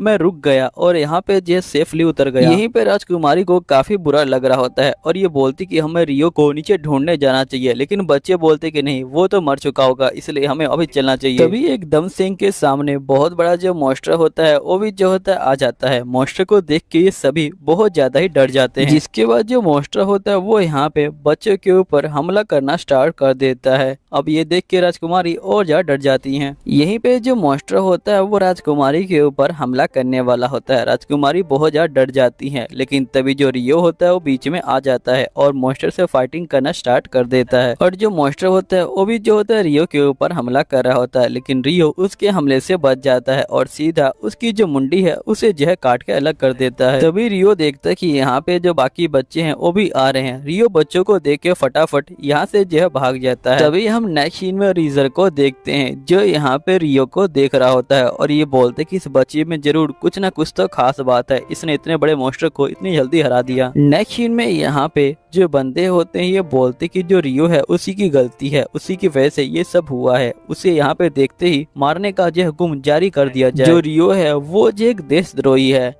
तभी नेक्स्ट सीन में हम कैस्टिलिया को देखते हैं जो यहाँ पे बड़ी उदास बैठी होती है और वो रियो के बारे में सोच रही होती है। तभी वो देखती कि रियो उसके साइड में आ चुका है और सीधा रियो को गले लगा लेती है और ये रियो से पूछती कि तुम ठीक तो हो ना। रियो बोलते कि हाँ मैं ठीक हूँ, लेकिन मुझे जल्दी ही यहाँ से जो है निकलना होगा। जिस पे टीचर बोलती कि बिल्कुल सही, यहाँ पे जो बंदे हैं वो जो है तुम्हें मारने के लिए भी ढूंढ रहे हैं, इसलिए तुम्हें यहाँ से जाना ही होगा। वैसे इसका मतलब यही है ना कि हम लोग दोबारा नहीं मिलेंगे। तो रियो बोलते कि नहीं हम लोग मिलेंगे, अगर आप चाहें तो मुझे जो लेटर है वो जो है लिख सकती हैं, लेकिन आप लेटर के ऊपर हारुतो नाम का इस्तेमाल कीजिएगा ताकि लोगों को पता ना चले कि मैं अभी तक जो है जिंदा हूँ। जो कैस्टिलिया होती है ये बोलती कि ठीक है मैं यही जो है करूंगी, वैसे तुम अब यहाँ से निकल के कहाँ पे जाओगे। तो रियो बोलते कि मेरी माँ की आखिरी इच्छा ये थी कि मैं अपने जो होम टाउन है वहाँ पे जाऊँ, इसलिए मैं यहाँ से निकल के अपने जो होम टाउन है वहाँ पे जो है जाऊँगा और वहाँ पे जाके जो मेरे माता पिता हैं उनके बारे में पता लगाऊंगा और मैं उस बंदे के बारे में ही पता लगाऊंगा जिस बंदे ने मेरी जो है माँ को मारा है। मैं उसे बिल्कुल भी नहीं छोड़ने वाला हूँ। कैस्टिलिया बोलते कि मुझे माफ़ करना, लेकिन मैं अब तुम्हारी कोई हेल्प नहीं कर पाऊंगी। रियो बोलते कि आपने पहले ही मेरी काफ़ी हेल्प कर रखी है, आपका बहुत बहुत शुक्रिया। और ये बोलने के बाद जो रियो होता है वो यहाँ से निकल जाता है। यहीं पे हम रियो को देखते हैं जो बहुत तेजी से यहाँ पे जा रहा होता है अपनी स्पिरिचुअल पावर का इस्तेमाल करके। तभी रियो एक टाउन में पहुंचता है और ये तय करता है कि ये कुछ समय इस टाउन में ही रहेगा और रियो यहाँ पे जो टाउन है उसके अंदर आ जाता है। फिर टाउन के अंदर रियो घूम रहा होता है, तभी यहाँ पे एक बंदा उसको बुलाता है और ये बोलता है क्या तुम नूडल्स खाना चाहोगे। तभी हारुतो की स्पीड बोलती कि जापान में मैंने काफी नूडल्स खाए हैं, लेकिन यहाँ के नूडल्स कैसे होंगे ये मुझे नहीं पता है। फिर जो रियो होता है वो उसके पास आता है। बंदा बोलते कि देखो अगर तुम्हारे पास पैसे नहीं है तुम फ्री में भी खा सकते हो एक बाउल। तो यहाँ पे रियो बोलते है कि आप बिल्कुल चिंता मत लीजिए, मेरे पास जो है पैसे हैं, आप मुझे एक जो बाउल है वो दे दीजिए। फिर ये बंदा इसको एक बाउल खाने को जो है दे देता है। रियो जो होता है यहाँ पे इसको खाता है और इसको जो है बहुत ज्यादा ये जो है अच्छा लगता है। और रियो खाने के बाद बोलता है ये काफी टेस्टी है, क्या तुम मुझे मेरे सफर के लिए भी इसको जो है पैक कर सकते हो। जिसपे बंदा बोलता है कि मुझे माफ करना, मेरे पास ऐसा कोई जुगाड़ नहीं है कि मैं इसे पैक कर दूं, लेकिन जब तुम आगे जाओगे तो वहाँ पे तुमको एक शॉपिंग मॉल मिलेगा, तुम वहीं से जो है इसको खरीद सकते हो। नेक्स्ट में जो रियो होता है वो शॉपिंग मॉल में चला जाता है। तभी यहाँ पे एक लेडी आ जाती है और रियो को घुमा रही होती है। रियो जो होता है अपने पसंद के जो सामान होता है उनको जो है ले लेता है। नेक्स्ट में रियो चाय पी रहा होता है और वो लेडी को बोलता है क्या मैं यहाँ से एक लेटर जो है लिख सकता हूँ। लेडी बोलती कि हाँ तुम यहाँ से लेटर लिख सकते हो। फिर जो हारुतो है वो कैस्टेलिया के लिए एक चिट्ठी लिखता है यहाँ पे जो है हारुतो नाम से। फिर नेक्स्ट सीन में हम रियो को देखते हैं जो यहाँ से जा रहा होता है, लेकिन तभी उसके सामने एक लड़की जो है गिरी होती है। तो रियो उसको उठाने जाता है तो वो लड़की सीधा रियो के ऊपर हमला कर देती है। जिसके बाद रियो और वो लड़की यहाँ पे जो फाइटिंग है वो करना स्टार्ट कर देते हैं और यहाँ पे जो रियो होता है स्पिरिचुअल पावर का इस्तेमाल करके जो लड़की है उसके सारे हमले को डॉज कर रहा होता है और रियो सीधा यहाँ पे उस लड़की को पकड़ता है और उसे उठा के जो है पटक देता है और जो लड़की होती है वो जो होती है यहाँ पे नीचे गिर जाती है। फिर रियो उसके ऊपर बैठ जाता है और उसको बेहोश कर देता है। लेकिन तभी रियो नोटिस करता है कि उसके गले में जो गुलामों वाली चेन है वो है। तो रियो यहाँ पे अपने मैजिक से उस गुलामों वाली जो चेन है उनको जो है तोड़ देता है। फिर हमें इसका पास्ट का सीन दिखाया जाता है जहाँ पे हमें पता चलता है कि ये लड़की भी दूसरे वर्ल्ड से रिकानेट होके यहाँ पे आ गई थी, लेकिन ये एक बीस्ट गर्ल बनी थी और इस लड़की का नाम लतीफा होता है। लतीफा यहाँ पे अपने गले में चेन को नोटिस करती है जागते ही।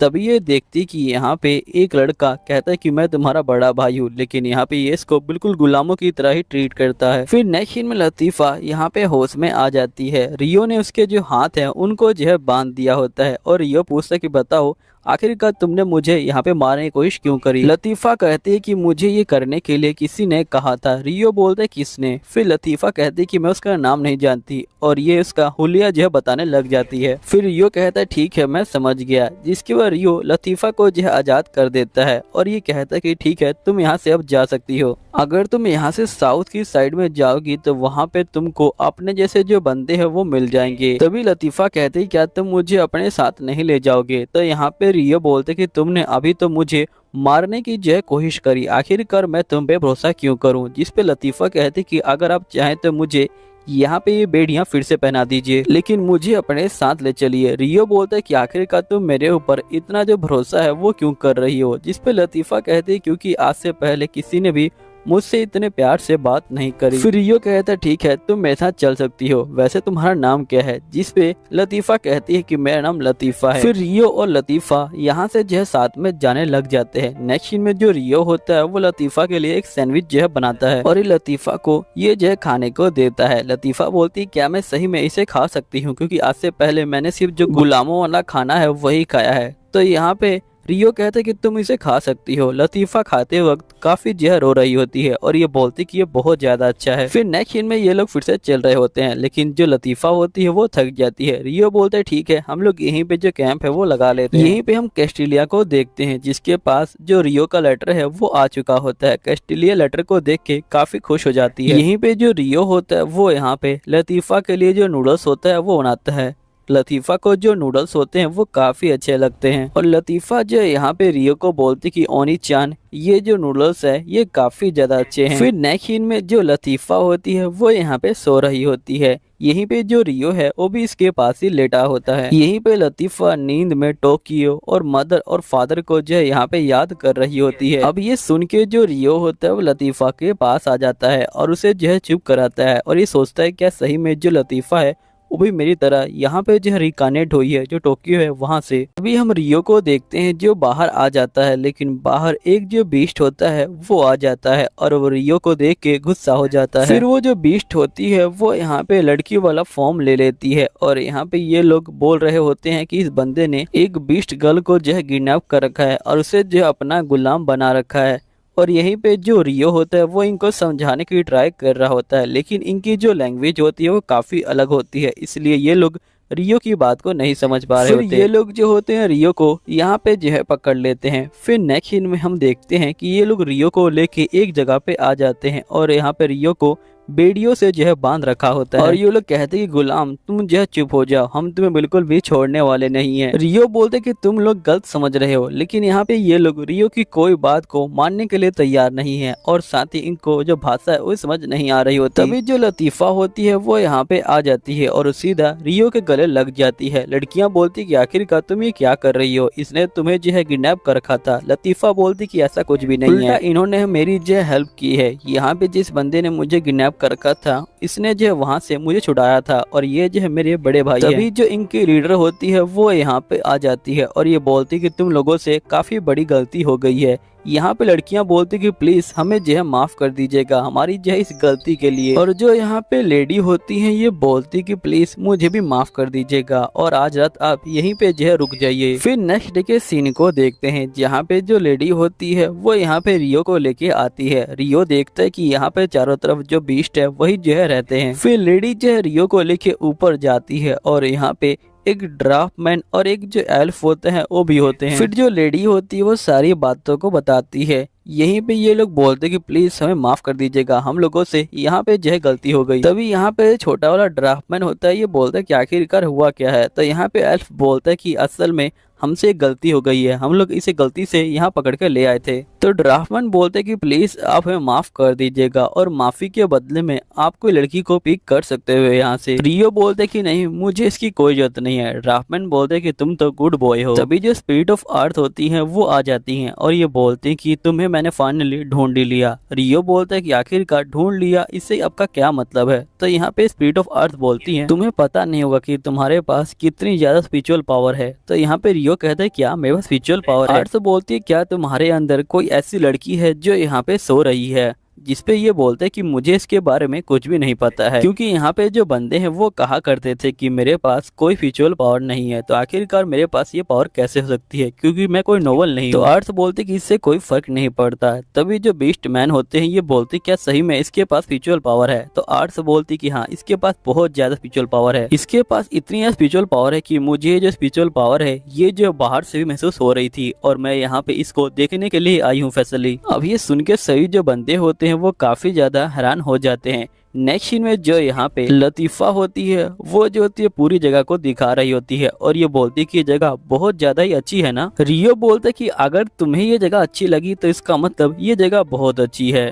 फिर नेक्स्ट सीन में ये लोग बाहर के जो नज़ारे होते हैं उनको देख रहे होते हैं। नेक्स्ट सीन में एक लड़की बोलती कि हम भी आपके साथ रहेंगे, कहीं आपको इससे कोई दिक्कत तो नहीं। तभी यहाँ पे और लेडी आ जाती हैं और यहाँ पे ये रियो को बोलती कि मुझे माफ कीजिएगा लेकिन हमारे पास कोई जगह कम है, इसलिए ये लड़कियाँ आपके साथ ही रहेंगी। उम्मीद है कि आपको कोई दिक्कत नहीं होगी। रियो बोलते कि नहीं मुझे कोई दिक्कत नहीं है। जिसपे लेडी बोलती कल हमारा एक जो फेस्टिवल है, आपको जो वहाँ पे जरूर आना है। फिर नेक्स्ट सीन में हम इनके फेस्टिवल को सीन को देखते हैं। ये फेस्टिवल यहाँ पे जो अर्थ स्पिरिट है उसको जो शुक्रिया अदा करने के लिए जो मनाया जाता है। फिर नेक्स्ट सीन में हम रीज को देखते हैं जो यहाँ पे ड्रैगन की जो गुफा है उसके अंदर आ जाता है और यहाँ से जो अंडे हैं उनको जो है चुरा रहा होता है। तभी जो बंदा इसके साथ आया होता है ये बोलते क्या ये सही रहेगा। रीस बोलते कि तुम बिल्कुल चिंता मत लो, ये जो मेरे प्लान का हिस्सा है और ये बिल्कुल सेफ है। यहीं पे जो रियो होता है वो काफी ज्यादा एंजॉय कर रहा होता है पार्टी के अंदर, लेकिन सारी जो लड़कियां होती हैं वो रियो से ही चिपकी होती हैं और ये बोलती कि तुम हमेशा जो लतीफा है उसी पे ज्यादा ध्यान देते हो, तुम तो हमारे ऊपर बिल्कुल ध्यान नहीं देते। तभी लतीफा बोलती कि ये मेरे बड़े भैया हैं तो आखिरकार ये मेरे ऊपर ध्यान क्यों नहीं देंगे। यहीं पे जो बेचारा रियो होता है वो कह रहा होता है कि आखिरकार मैं ये कहाँ पे फंस गया। तभी जो ओल्ड लेडी होती हैं वो आ जाती हैं। अब ओल्ड लेडी को देख के सारी जो लड़कियां होती है वो यहाँ से भाग जाती है। ओल्ड लेडी बोलती कि जरूर तुम पार्टी को एंजॉय कर रहे होगे। तो यहाँ पे रियो बोलते कि हाँ मैं पार्टी को एंजॉय कर रहा हूँ। ओल्ड लेडी बोलती क्या तुमने लतीफा को उसके बारे में बता दिया। तो रियो बोलते कि नहीं मैंने अभी उसके बारे में नहीं बताया, मैं समझ नहीं पा रहा कि आखिरकार मैं उसके बारे में लतीफा को कैसे बताऊं। नेक्स्ट सीन में हम देखते हैं कि जो यहाँ पे रीस होता है वो अपने बंदे के साथ यहाँ पे खड़ा होता है और तभी यहाँ पे रीस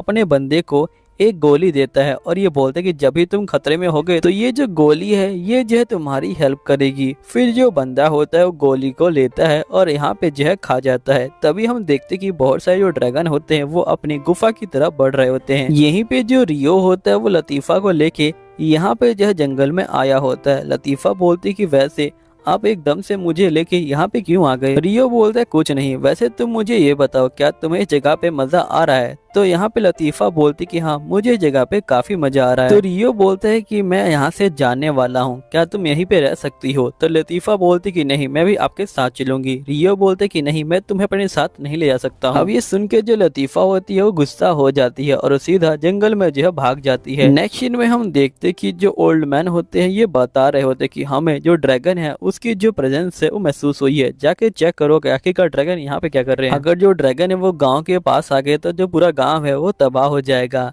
नेक्स्ट सीन में हम देखते हैं कि जो रीस होता है वो गुफा में आ जाता है और यहाँ पे आके जो ड्रैगन की अंडे होते हैं उनके ऊपर टेलीपोर्शन जो मैजिक होता है उसे इस्तेमाल कर रहा होता है और उनके जो अंडे हैं उनको जो है गायब कर रहा होता है। दूसरी तरफ हम लड़कियों को देखते हैं जो यहाँ पे ढूंढ रही होती है कि आखिरकार जो ड्रैगन है वो हमारे गांव में क्यों आ रहा है। और वो ढूंढते ढूंढते एक बंदे के पास पहुंच जाती हैं जिसके पास ड्रैगन का अंडा होता है। बंदा बोलता है कि दूर हट जाओ और यहाँ पे ये लोग कुछ करें उससे पहले जो बंदा होता है वो एक ड्रैगन के ऊपर बैठता है और उड़ जाता है। ये लोग हमला करते हैं लेकिन वो हमला उसको नहीं लगता है। यहीं पे जिस ड्रैगन का वो अंडा होता है वो यहाँ पे आ जाता है और वो बहुत ज्यादा ही गुस्से में होता है और ड्रैगन सीधा उस बंदे के ऊपर भी हमला कर देता है। लेकिन यहाँ पे हम रीस को देखते हैं जो उस गोली को यहाँ पे तोड़ देता है और ये बोलता है कि तुम्हारा जो काम है वो खत्म हो गया। गोली तोड़ते ही वो बंदा मर जाता है और वो बंदा नीचे गिर जाता है। अब नीचे आके यहाँ पे जो अंडा होता है वो भी टूट जाता है। तभी ड्रैगन जो है गुस्सा हो जाता है और लतीफा के ऊपर ही हमला जो है कर देता है और लतीफा काफी दूर गिरती है। तभी यहाँ पे एक लड़की उसके सामने आ जाती है और ये बोलती कि तुम चिंता मत लो मैं संभाल लूंगी। और लड़की सीधा यहाँ पे ड्रैगन के ऊपर हमला करती है लेकिन ड्रैगन लड़की को जो है दूर फेंक देता है और यहाँ पे लड़की पेड़ से टकरा जाती है और ये बोलती कि मुझे माफ करना मैं इसे नहीं संभाल सकती। तभी रियो यहाँ पे आ जाता है और लतीफा को बचा लेता है और ये बोलते कि मुझे माफ करना मैं लेट हो गया, अब तुम यहीं पे रुको मैं उसे संभाल लेती हूँ।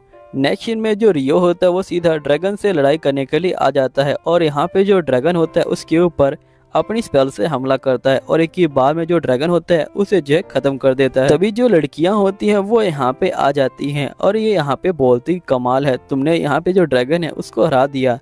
तो यहाँ पे बीस्ट गर्ल बोलती कि मैंने इसे नहीं हराया, इसे जो है रियो ने हराया है। अब ये सुन के जो लड़कियां होती हैं वो काफी ज्यादा चौंक जाती हैं और ये बोलती क्या आपने इतने बड़े जो ड्रैगन है उसको जो है किले ही हरा दिया। तभी नेक्स्ट सीन में यहाँ पे जो रियो होता है वो लतीफा को समझा रहा होता है कि मुझे मेरे जो होम टाउन जाना है इसलिए प्लीज तुम यहीं पे जो है रहना। तो लतीफा कहती है ठीक है। फिर ये बोलता है कि मुझे तुम्हें एक बात बतानी है, मैं भी असल में जो जापान है वहीं से जो है रिकनेक्ट होके यहाँ पे जो है आया हूँ। अब ये सुन के लतीफा समझ जाती कि रियो को सब कुछ पहले से ही पता था। फिर लतीफा रियो को बोलती कि आप वापस आएंगे ना। तो यहाँ पे रियो बोलते कि हाँ मैं जरूर वापस आऊंगा। तो लतीफा रियो को बोलती कि आप अपना जो है ख्याल रखना। रियो बोलता है ठीक है। नेक्स्ट सीन में हम देखते हैं कि रियो को विलेजर्स बहुत सारा जो सामान होते हैं वो दे देते हैं। यहाँ पे रियो बोलता है कि आखिरकार मैं इतने सामान को ले कैसे जाऊंगा। तभी एल्फ बोलते कि मैं भी आपको कुछ देना चाहता हूँ और ये यहाँ पे रियो को एक जो होता है ब्रेसलेट देता है और ये रियो को बोलते हैं कि ये जो एक मैजिकल ब्रेसलेट है और इसके अंदर जितना चाहो उतना जो सामान है वो जो है तुम भर सकते हो। ये सुन के जो रियो होता है वो जो होता है यहाँ पे बहुत खुश हो जाता है और वो एल्फ को थैंक यू बोलता है, जिसके बाद वो अपना जो मैजिक होता है उसका इस्तेमाल करता है और सामान को जो ब्रेसलेट होता है उसके अंदर जो भर लेता है और सभी को बाय बोल के वो बहुत तेजी से अपनी स्पिरिचुअल पावर का इस्तेमाल करके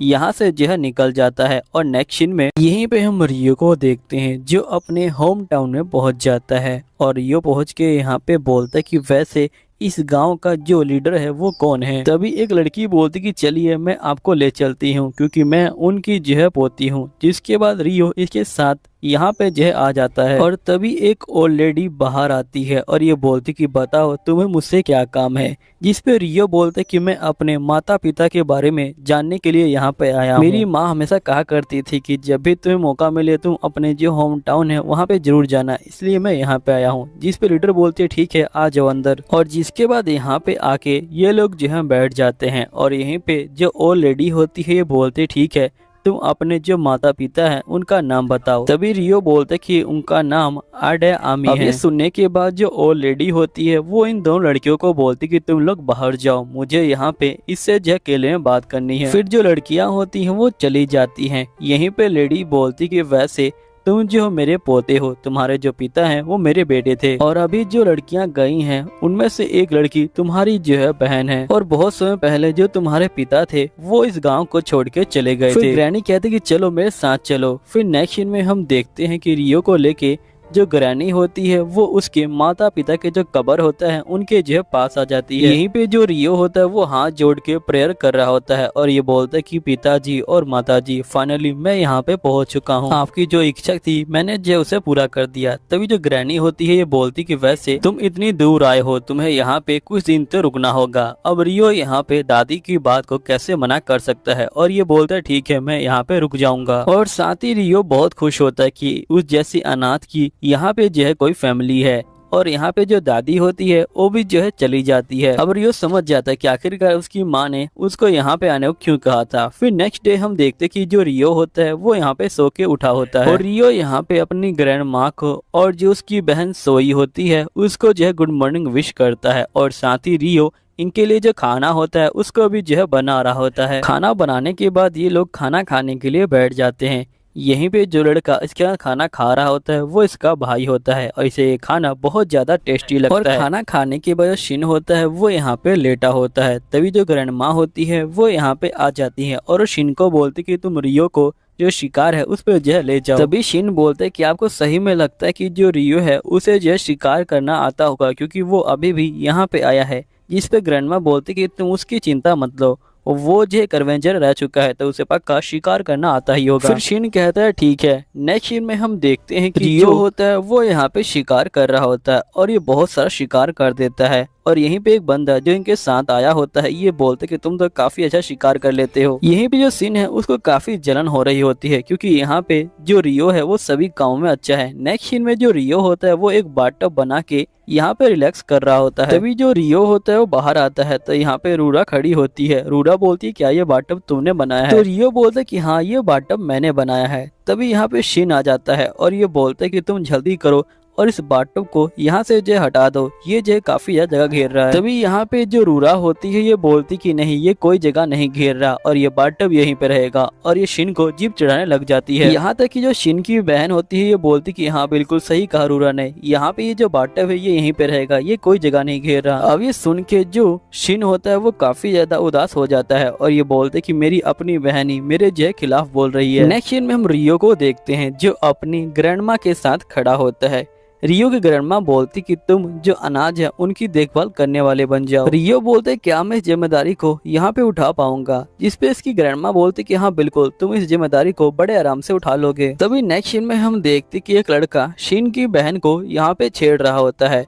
तभी जो शिन होता है वो यहाँ पे आ जाता है और ये बोलता है कि उसे परेशान करना बंद करो। तो ये लड़का शीन को गले से पकड़ लेता है। तभी यहाँ पे ग्रैनी आ जाती है और ये बोलती है कि इनको परेशान करना बंद करो, और ये लड़का यहाँ पे चला जाता है। ग्रैनी बोलती कि इसका कुछ ना कुछ तो करना ही होगा। शीन बोलते कि मुझे माफ कीजिएगा, मैं अपनी जो बहन है उसकी रक्षा नहीं कर पाया, जिसपे ग्रैनी बोलती कोई बात नहीं, और वैसे भी इसमें तुम्हारी कोई गलती नहीं है। तभी हम देखते हैं कि अनाज लेने के लिए जो सिपाही होते हैं वो यहाँ पे आ जाते हैं। अब सिन जो होता है उनको अनाजों के बारे में जो है समझा रहा होता है। सिपाही जो होते हैं अनाज को देखते हैं और यहाँ पे उठा रहे होते हैं। तभी नेक्स्ट सीन में हम देखते हैं कि यहाँ पे शिन की बहन और रीरू दोनों सो रही होती हैं। तभी वो लड़का यहाँ पे आ जाता है और सीधा रीरू के ऊपर हमला करता है। तभी शिन की बहन उसे देख लेती है और चीखने लग जाती है। तभी जो रियो होता है वो यहाँ पे आ जाता है और उस बंदे को देख के उसे अपने माँ के जो हत्यारे है उसकी जो याद आने लग जाती है, और ये सोचते ही ये बहुत ज्यादा गुस्से में आ जाता है और इस बंदे को ले जाके यहाँ पे बहुत ही बुरी तरह से मार रहा होता है। तभी शिन आ जाता है और ये बोलते कि ठीक है अब बहुत हुआ, हम इसे जो है यहाँ पे सैनिक के हवाले कर देंगे। अब शिन की आवाज सुन के जो रियो है वो एकदम से शांत हो जाता है और यहाँ से चुपचाप से चला जाता है और बाहर जाके ये सोच रहा होता है कि आखिरकार ये सब मैं क्या कर रहा हूँ, मेरे अंदर इतना गुस्सा भरा हुआ है। और इसको शांत करने का सिर्फ एक ही तरीका है कि मुझे यहाँ पे उस बंदे को जो है खत्म करना होगा जिसने मेरी माँ को यहाँ पे मारा है, क्योंकि उसके बाद ही मेरा जो गुस्सा है वो जो है शांत होगा, वरना मेरा गुस्सा कभी शांत नहीं होगा। फिर यहीं पे हम देखते हैं कि उन बंदों को पकड़ के यहाँ पे जो है जेल के लिए ले जाया जा रहा होता है, और साथ ही जो ग्रैनी होती है वो यहाँ पे एक बंदे को बोलते कि तुम इस लेटर को अपने जो है पिता को दे देना, और ये लेटर बहुत ज्यादा जरूरी है, इसलिए तुम प्लीज अपने जो है हाथ से ही देना। तो बंदा बोलता है ठीक है मैं अपने पिता को ये लेटर दे दूंगा, और जिसके बाद ये लोग यहाँ से निकल जाते हैं। फिर हम नेक्स्ट सीन में देखते हैं कि ये लोग गांव से जो है बाहर आ जाते हैं, और यहीं पे जो शिन होता है और जो रियो होता है वो बैठ के एक होटल में खाना खा रहे होते हैं, और शिन के साइड में जो उसके पिता होते हैं वो भी जो होते हैं यहाँ पे बैठे होते हैं। यहीं पे जो रियो होता है वो जो होता है नूडल्स को खा रहा होता है, और ये बोलता है कि ये नूडल्स तो बहुत ज्यादा टेस्टी हैं। जिसके बाद ये लोग खाना खाने के बाद बाहर आ जाते हैं। जिसके बाद हम नेक्स्ट डे के सीन को देखते हैं जहाँ पे सायोरी और जो रियो होते हैं वो मार्केट के अंदर घूम रहे होते हैं। तभी सायोरी को यहाँ पे एक पिन जो है पसंद आ जाती है, तो यहाँ पे जो रियो होता है वो सायोरी को वो पिन खरीद के दे देता है। सायोरी को पिन काफी अच्छी लगती है, दुकानदार भी बोलती कि हाँ ये जो पिन है ये आपके ऊपर बहुत अच्छी लग रही है। तभी नेक्स्ट सीन में एक बंदा जो होता है एक लड़की को पकड़ा हुआ होता है, और यहीं पे रियो आता है उस बंदे को पटक देता है, और यहाँ पे जो लड़की है उसको बचा लेता है। तभी यहाँ पे एक और लड़की आ जाती है, रियो कहता है कि ये लो तुम्हारी राजकुमारी, और वहाँ पे जो रियो होता है वो जल्दी से भाग जाता है। फिर नेक्स्ट सीन में हम उसी लड़के को देखते हैं जिसे ग्रैनी ने एक लेटर दिया होता है। वो अपने डैड के पास आता है और ये बोलता है कि यहाँ जो ग्रैनी है उन्होंने लेटर दिया है, और वो कह रही थी कि ये लेटर बहुत जरूरी है, तो प्लीज आप जो इस लेटर को पढ़ लीजिए। जिसके बाद यहाँ पे ये जो बंदा होता है ये लेटर को ले लेता है और ये बोलता है कि मुझे जल्दी से जो रियो है उसके पास ले चलो, मुझे उससे जरूरी काम है। यहीं पे जो लड़का होता है ये बोलता है ठीक है मैं अभी आपको रियो के पास ले चलता हूँ। फिर नेक्स्ट सीन में ये तीनों ही रियो के पास आ जाते हैं और ये रियो को बोलते कि प्लीज आप जो हमारे साथ चलिए। फिर जो रियो होता है वो यहाँ पे बैठा होता है और यहाँ पे ये बंदे बोलते कि असल में जो तुम्हारी मम्मी है और हम लोग तुम्हारे नाना और नानी हैं। जिसके बाद ये लोग बताते हैं कि जो तुम्हारे पिता थे वो यहाँ के बहुत ज्यादा बहादुर जो सैनिक थे वो थे, तुम्हारे पिता को हराना लगभग नामुमकिन था। यहाँ पे सभी बंदे उनकी जो है बहुत ज्यादा तारीफ किया करते थे, लेकिन एक दिन तुम्हारे पिता को एक काम दिया गया तुम्हारी मोम की देखभाल करने के लिए, और तुम्हारे पिता और तुम्हारी मोम दोनों ही यहाँ पे धीरे धीरे करीब आते गए और उन दोनों को प्यार हो गया। लेकिन एक दिन एक जो रोयल सभा चल रही थी और वहीं पे एक बंदा तुम्हारी माँ को जो पसंद कर गया था, जिसके बाद तुम्हारे माँ बाप बहुत ज्यादा दुखी हुए और यहाँ पे वो दोनों ने तय किया कि वो लोग भाग के शादी करेंगे, क्योंकि जो तुम्हारे पिता थे वो कोई रॉयल खानदान से बिलोंग नहीं करते थे। इसलिए उन लोगों ने यहाँ पे जो भाग के जो शादी है वो करने का जो है डिसीजन लिया। फिर रियो यहाँ बताता है कि असल में जब मैं छोटा था तभी मेरे जो पिता है वो मर चुके थे और मैं अपनी माँ के साथ रहा करता था। हम लोग काफी खुश थे, लेकिन एक दिन मेरे पिता के जो दोस्त है वो आ गए और यहाँ पे जो मेरी माँ है उसी दिन यह बाहर गई थी और मैं अकेले ही घर में अपना जो काम है वो कर रहा था। और मेरी माँ के बाहर जाते ही वो बंदा अंदर आ गया और जबरदस्ती मुझे यहाँ पे कुछ पिला दिया, जिसके बाद मेरी जो बॉडी है वो सुन्न हो गई और मैं यहाँ पे कुछ भी नहीं कर सकता था। और मैंने देखा कि उस बंदे ने मेरी माँ के हाथ पकड़े और यहाँ पे मेरी माँ को जान से जो है मार दिया। और उस दवाई की वजह से मैं पूरी तरह से जो बेहोश है वो हो गया था। फिर जब मेरी आंखें खुली तो मैं एक कचरे के सामने खड़ा था, लेकिन मेरी जो परेशानी है वो ज्यादा दिन तक नहीं रही। मैंने यहाँ पे एक राजकुमारी को बचा लिया और जिसके बाद जो यहाँ पे महाराज है उन्होंने मुझे रॉयल जो अकेडमी है वहाँ भेज दिया। बंदर को मैं पसंद नहीं था, लेकिन फिर भी मैंने जो है पढ़ाई करी। अब ये सब सुनने के बाद इसके नाना नानी बहुत ज्यादा उदास हो जाते हैं और यहाँ पे समझ जाते हैं कि जब तक ये उस बंदे को नहीं मारेगा, जब तक ये शांत नहीं होगा और इसे रोकने का बिल्कुल भी फायदा नहीं है। और ये बोलते कि हमें पता है कि अगर हम तुम्हें रोकना चाहे तुम रुकोगे नहीं, लेकिन मैं चाहता हूँ कि तुम एक जो है बंदे से फाइटिंग करो और ये बंदा तुम्हारे जो है पिता के लेवल का ही है। और जिसके बाद हम उसी बंदे को देखते हैं और इसी की बंदे की बेटी को यहाँ पे जो रियो है उसने जो है बचाया था। फिर नेक्स्ट में हम देखते हैं कि ये लोग तलवारबाजी करने के लिए यहाँ पे जो है तैयार हो जाते हैं और इनकी तलवारबाजी जो है स्टार्ट हो जाती है। यहीं पे ये बंदा लगातार रियो के ऊपर हमला कर रहा होता है और साथ ही जो रियो है वो भी जो है इसको बराबर की टक्कर दे रहा होता है। फिर ये बंदा अपने मैजिकल पावर का इस्तेमाल करता है, फिर जो रियो होता है वो भी अपने स्पिरिचुअल पावर का इस्तेमाल करता है और फाइनली इस बंदे को हराने में ये कामयाब हो जाता है। और रियो की ये पावर देख के इसके जो नाना नानी होते हैं और जो बाकी सारे बंदे होते हैं वो काफी हद चौंक जाते हैं। और रियो बोलते कि उम्मीद है कि आपने मेरी जो पावर है उसको जो है देख लिया होगा। इसके नाना ने बोलते कि हाँ, हमने जो है तुम्हारी पावर को देख लिया, वैसे तुम कहाँ पर रुके हो? जिस पे रियो बोलते कि मैं अपनी जो दादी है उसके जो है घर पे रुका हूँ, लेकिन कुछ दिन बाद मैं अभी चला जाऊंगा। फिर इसके नाना ने बोलते कि तुम जब भी चाहो यहाँ पे जो है आ सकती हो, ये भी जो है तुम्हारा घर है। रियो बोलता ठीक है, मैं जल्दी ही अभी आऊंगा। फिर यहाँ पे रियो जो होता है चला जाता है अपनी जो है दादी के पास और यहीं पे रियो कह रहा होता है कि चाहे कुछ भी हो जाए मैं उस बंदे को मार के रहूंगा। यहीं पे हम देखते कि जो ग्रैनी होती है वो यहाँ पे रियो को बता रही होती कि जो रियो है वो असल में एक रॉयल फैमिली से जो है बिलोंग करता है। तो रियो बोलती कि मुझे पता है कि आप जो है मजाक कर रही हैं, जिस पे रियो बोलते कि नहीं, वो बिल्कुल भी मजाक नहीं कर रही। ये सुन के रियो जो होती है बहुत ज्यादा शौक में आ जाती है और ये बोलती कि मुझे माफ कर देना, मैंने तुमसे कितनी ज्यादा बदतमीजी से बात करी। जिस पे रियो बोलते कि तुम रुक जाओ, वैसे भी मेरी जो माँ थी वो रॉयल फैमिली से थी, मैं नहीं हूँ, इसलिए तुम्हें यहाँ पे ये सब करने की कोई जरूरत नहीं है। हम लोग पहले भी भाई बहन थे और अभी भी जो है भाई बहन ही है। जिस पे रियो बोलती कि वैसे तुम काफी अच्छे हो, जिस पे रियो बोलता कि तुम भी काफी ज्यादा अच्छी हो। अब इसी तरह रियो के 6-7 जो महीने होते हैं वो यहाँ पे बीत जाते हैं और यहाँ पे जो रियो होता है वो सभी कामों में इनकी जो हेल्प भी करवा रहा होता है। इन सभी को यहाँ पे नए नए जो चीजें हैं उनको उगाना भी सिखा रहा होता है। सभी बंदे बहुत ज्यादा खुश होते हैं। तभी जो रियो होता है सायो के पास आता है और ये बोलता है कि यहाँ पे जैसे ही क्रॉप जो फेस्टिवल है वो खत्म होगा, मैं भी जो है यहाँ से चला जाऊंगा। अब ये सुन के जो सायो होती है वो यहाँ पे रोना स्टार्ट कर देती है। रियो बोलते है क्या हुआ? सायो बोलती है कुछ नहीं, मेरी आंख में जो यहाँ पे कचरा है वो जो चला गया है। तभी यहाँ पे जो रिरू होती है वो भी आ जाती है और ये बोलती क्या हुआ? सायो बोलती कुछ नहीं, मेरी आंख में कचरा चला गया था इसलिए यहाँ पे आंसू निकल आए। फिर जो सायो होती है वो यहाँ पे घर में आ जाती है और यहाँ पे आके रो रही होती है। तभी शिन उसके पास आता है और ये बोलते क्या हुआ? सायो बोलती कुछ नहीं, मैं खाना बनाने जा रही हूँ। शिन बोलते कि तुम अभी उस हालत में नहीं हो कि तुम खाना बना सको, बताओ मुझे क्या हुआ? क्या यहाँ पे जो रियो है उसने कुछ कहा? अगर तुम मुझे नहीं बताओगी तो मैं जाके जो रियो है उसी से पूछ लूंगा। तब जो सायो है उसके पास आती है और ये बोलती कि वो क्रॉप फेस्टिवल खत्म होने के बाद ही यहाँ से चला जाएगा। यहीं पे जो सीन होता है वो सारी बातों को समझ जाता है और सीधा जो रियो होता है उसी के पास पहुंच जाता है और ये रियो से रिक्वेस्ट करने लग जाता है कि प्लीज तुम मुझे इस विलेज को छोड़ के मत जाओ। तभी यहाँ पे जो सायो होती है वो आ जाती है और ये बोलती प्लीज सिन को जो है इसके लिए माफ कर देना और इस सिन को यहाँ से जो है ले जाती है। नेक्स्ट में जो सायो होती है वो स्पिरिचुअल पावर की प्रैक्टिस कर रही होती है क्योंकि इससे भी यहाँ पे जो रियो है उसके साथ जाना है, इसलिए अपने आप को बहुत ज्यादा स्ट्रॉन्ग बना रही होती है। फाइनली क्रॉप फेस्टिवल का दिन भी आ जाता है। यहाँ पे जो सायो होती है वो बहुत ज्यादा ही उदास होती है और उसे समझ नहीं आ रहा होता कि आखिरकार वो क्या करे। वो यहाँ पे जो रियो है उसी को जो है देख रही होती है। फिर नेक्स्ट सीन में इनका जो फेस्टिवल होता है वो भी जो होता है स्टार्ट हो जाता है। फेस्टिवल के अंदर सभी बंदे जो होते हैं एंजॉय कर रहे होते हैं। यहीं पे सायो की जो मॉम होती है ये बोलती कि तुमने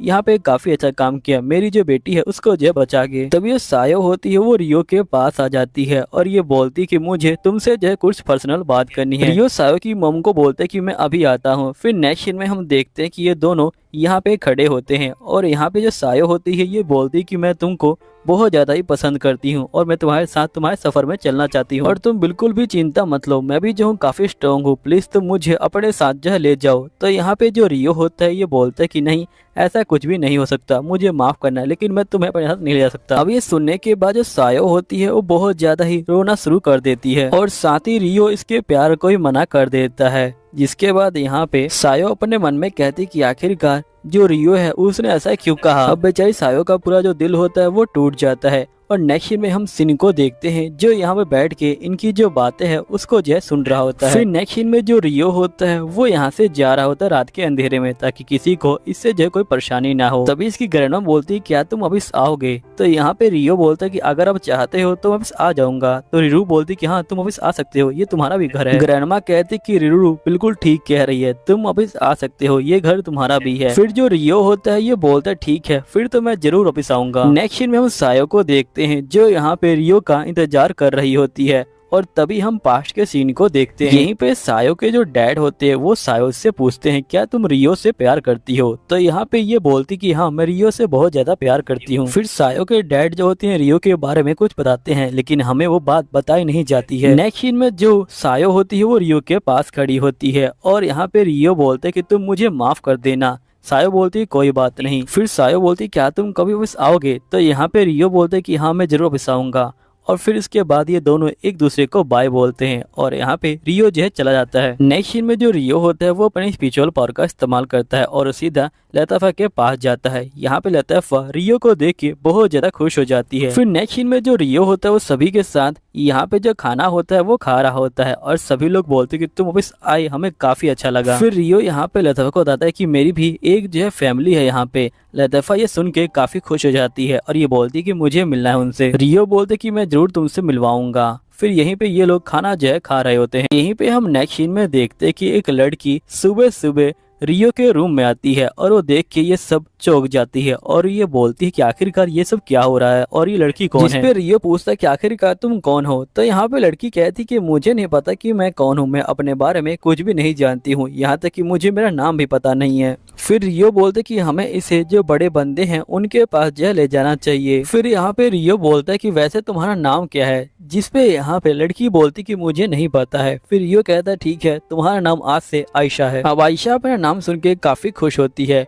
जिसके बाद ये लोग आयशा को लेके यहाँ पे जो स्पिरिट होते हैं उसके पास ले आते हैं और सभी बंदे आयशा के बारे में सोच रहे होते हैं। तभी यहाँ पे आर्ट स्पिरिट आ जाती है और ये बोलती कि अच्छा तुम्हारा जो ओरा है वो मुझे बाहर से महसूस हो रहा है, तुम काफी तगड़ी स्पिरिट हो। फिर आर्ट स्पिरिट आती है और आयशा से पूछती कि वैसे तुम यहाँ पे कौन कौन से जो एलिमेंट है उनको इस्तेमाल कर सकते हो? तो आयशा बोलती कि मैं सारे एलिमेंट को इस्तेमाल कर सकती हूँ। और साथ ही जो स्पिरिट होती है ये बोलती कि मैं यहाँ पे जो हारूटो है उसकी वजह से आई हूँ।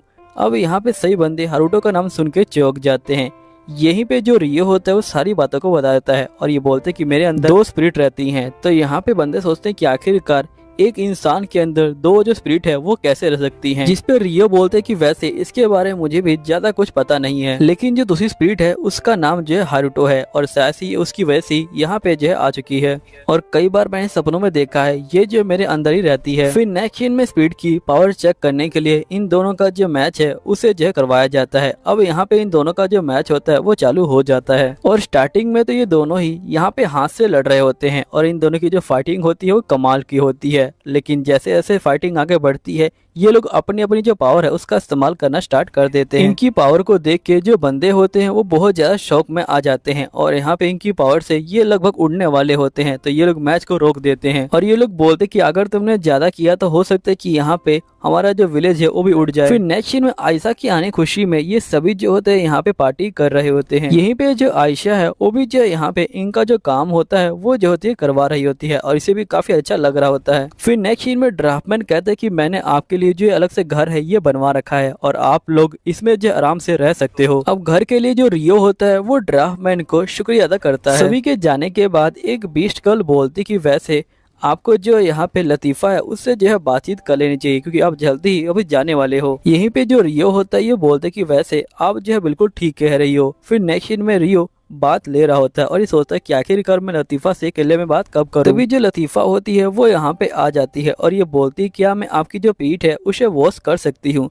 और रियो यहाँ मना करता है, लेकिन लतीफ़ा नहीं मानती। फिर जो लतीफ़ा होती है वो रियो की पीठ को जो है साफ कर रही होती है और रियो यहाँ बोलते कि मैं कल जो वापस चला जाऊंगा। अब ये सुन के लतीफ़ा उदास हो जाती है और ये रियो को बोलती है लेकिन आप अगली बार जल्दी आना। रियो बोलते ठीक है, मैं अगली बार बहुत जल्दी आऊंगा। फिर यहाँ पे लतीफ़ा खुश हो जाती है। फिर नेक्स्ट डे हम देखते हैं रियो जो है जाने के लिए तैयार होता है। तभी जो ओल्ड लेडी होती है वो रियो को एक गिफ्ट देती हैं और ये बोलती कि इससे आप जब चाहो आप जो टेलीपोर्ट हो सकते हो, और साथ ही इसको एक पिन भी देती हैं और ये बोलते कि इससे आप अपने बालों का कलर भी चेंज कर सकते हो। रियो जो है सभी को थैंक यू बोलता है, जिसके बाद रियो अपनी स्पीड के साथ यहाँ से जो है निकल जाता है और ये सीधा कैपिटल में आ जाता है। और कैपिटल में आते ही रियो देखते कि यहाँ पे तो बहुत सारे बंदे हैं। रियो बोलते कि हमें इसका जो है पता लगाना होगा और एक लेडी से पूछता है कि वैसे कैपिटल में जो है आज बहुत ज्यादा भीड़ है, आज कुछ खास है क्या?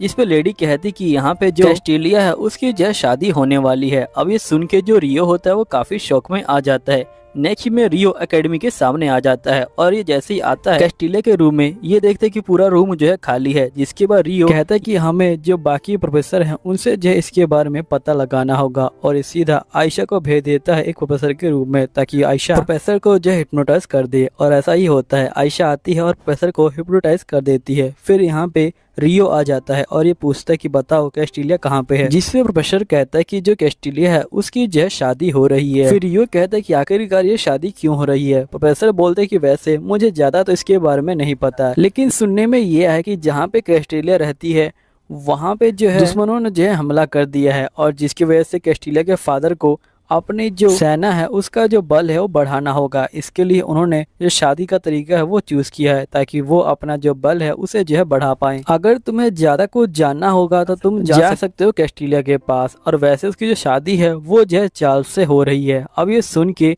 जो रियो होता है वो काफी ज्यादा शौक में आ जाता है और सोचता है कि आखिरकार जो कैस्टिलिया वो शादी क्यों कर रही है उस बंदे से। इसके बाद जो रियो होता है ये बोलते कि हमें यहाँ से चलना चाहिए। फिर रियो और आयशा बाहर आ जाते हैं और यहाँ पे रियो बोलते कि मुझे कैसल में जाना होगा। आयशा बोलती कि रुक जाओ, यहाँ पे इतने सैनिक है, सोचो कैसल में कितने सैनिक होंगे, इसलिए मैं पहले जाती हूँ क्योंकि मैं अपनी जो प्रेजेंस है उसे जो छुपा सकती हूँ, इसलिए मुझे कोई नहीं देखेगा। फिर आयशा चली जाती है। फिर हम यहीं पे कैस्टिलिया का जो घर होता है उसे देख पाते हैं और जहाँ पे जो चार्ल्स होता है वो यहाँ पे ड्रिंक कर रहा होता है और साथ ही कैस्टिलिया के जो फादर होते हैं वो भी यहाँ पे बैठे होते हैं।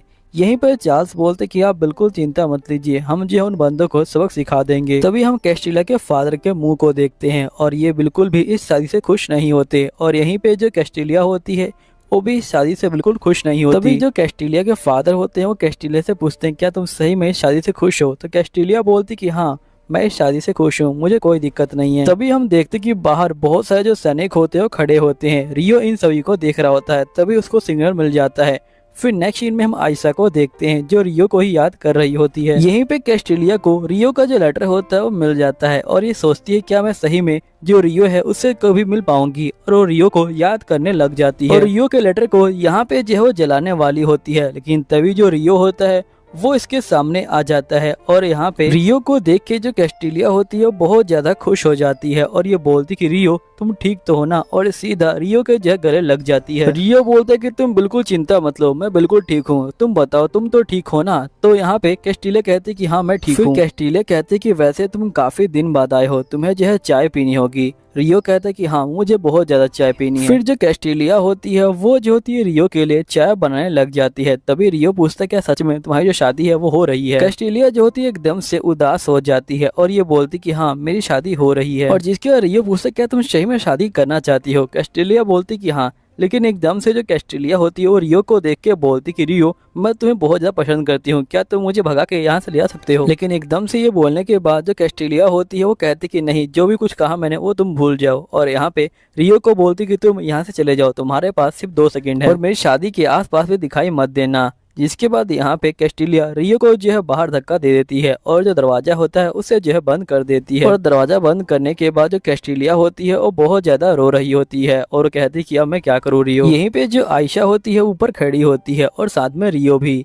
आयशा पूछती कि अब तुम क्या करने वाले हो? रियो बोलते कि मुझे नहीं पता, लेकिन जो भी करूंगा यहाँ पे जबरदस्त करूंगा। फिर नेक्स्ट सीन में हम देखते हैं कि जो आयशा होती है वो यहाँ पे तैयार हो रही होती है और तैयार होने के बाद ये बाहर आ जाती है। यहीं पे चार्ल्स होता है, ये बोलता है कि तुम तो बहुत ज़्यादा ही प्यारी लग रही हो। फिर ये बोलने के बाद चार्ल्स यहाँ चला जाता है। तभी चार्ल्स की जो बाकी पत्नियां होती हैं वो भी यहाँ पे आ जाती हैं और सभी पत्नियां जो कैस्टिलिया होती है उसे जो है चिढ़ाने लग जाती हैं और ये बोलती कि तुम कभी भी उसकी जो खास पत्नी है वो नहीं बन सकती हो। तभी एकदम से एक और छोटी सी लड़की जो है यहाँ पे आ रही होती है जो चार्ल्स की ही पत्नी होती है और इसको देख के सभी जो पत्नियां होती हैं वो अपनी मुंडी को नीचे कर लेती हैं।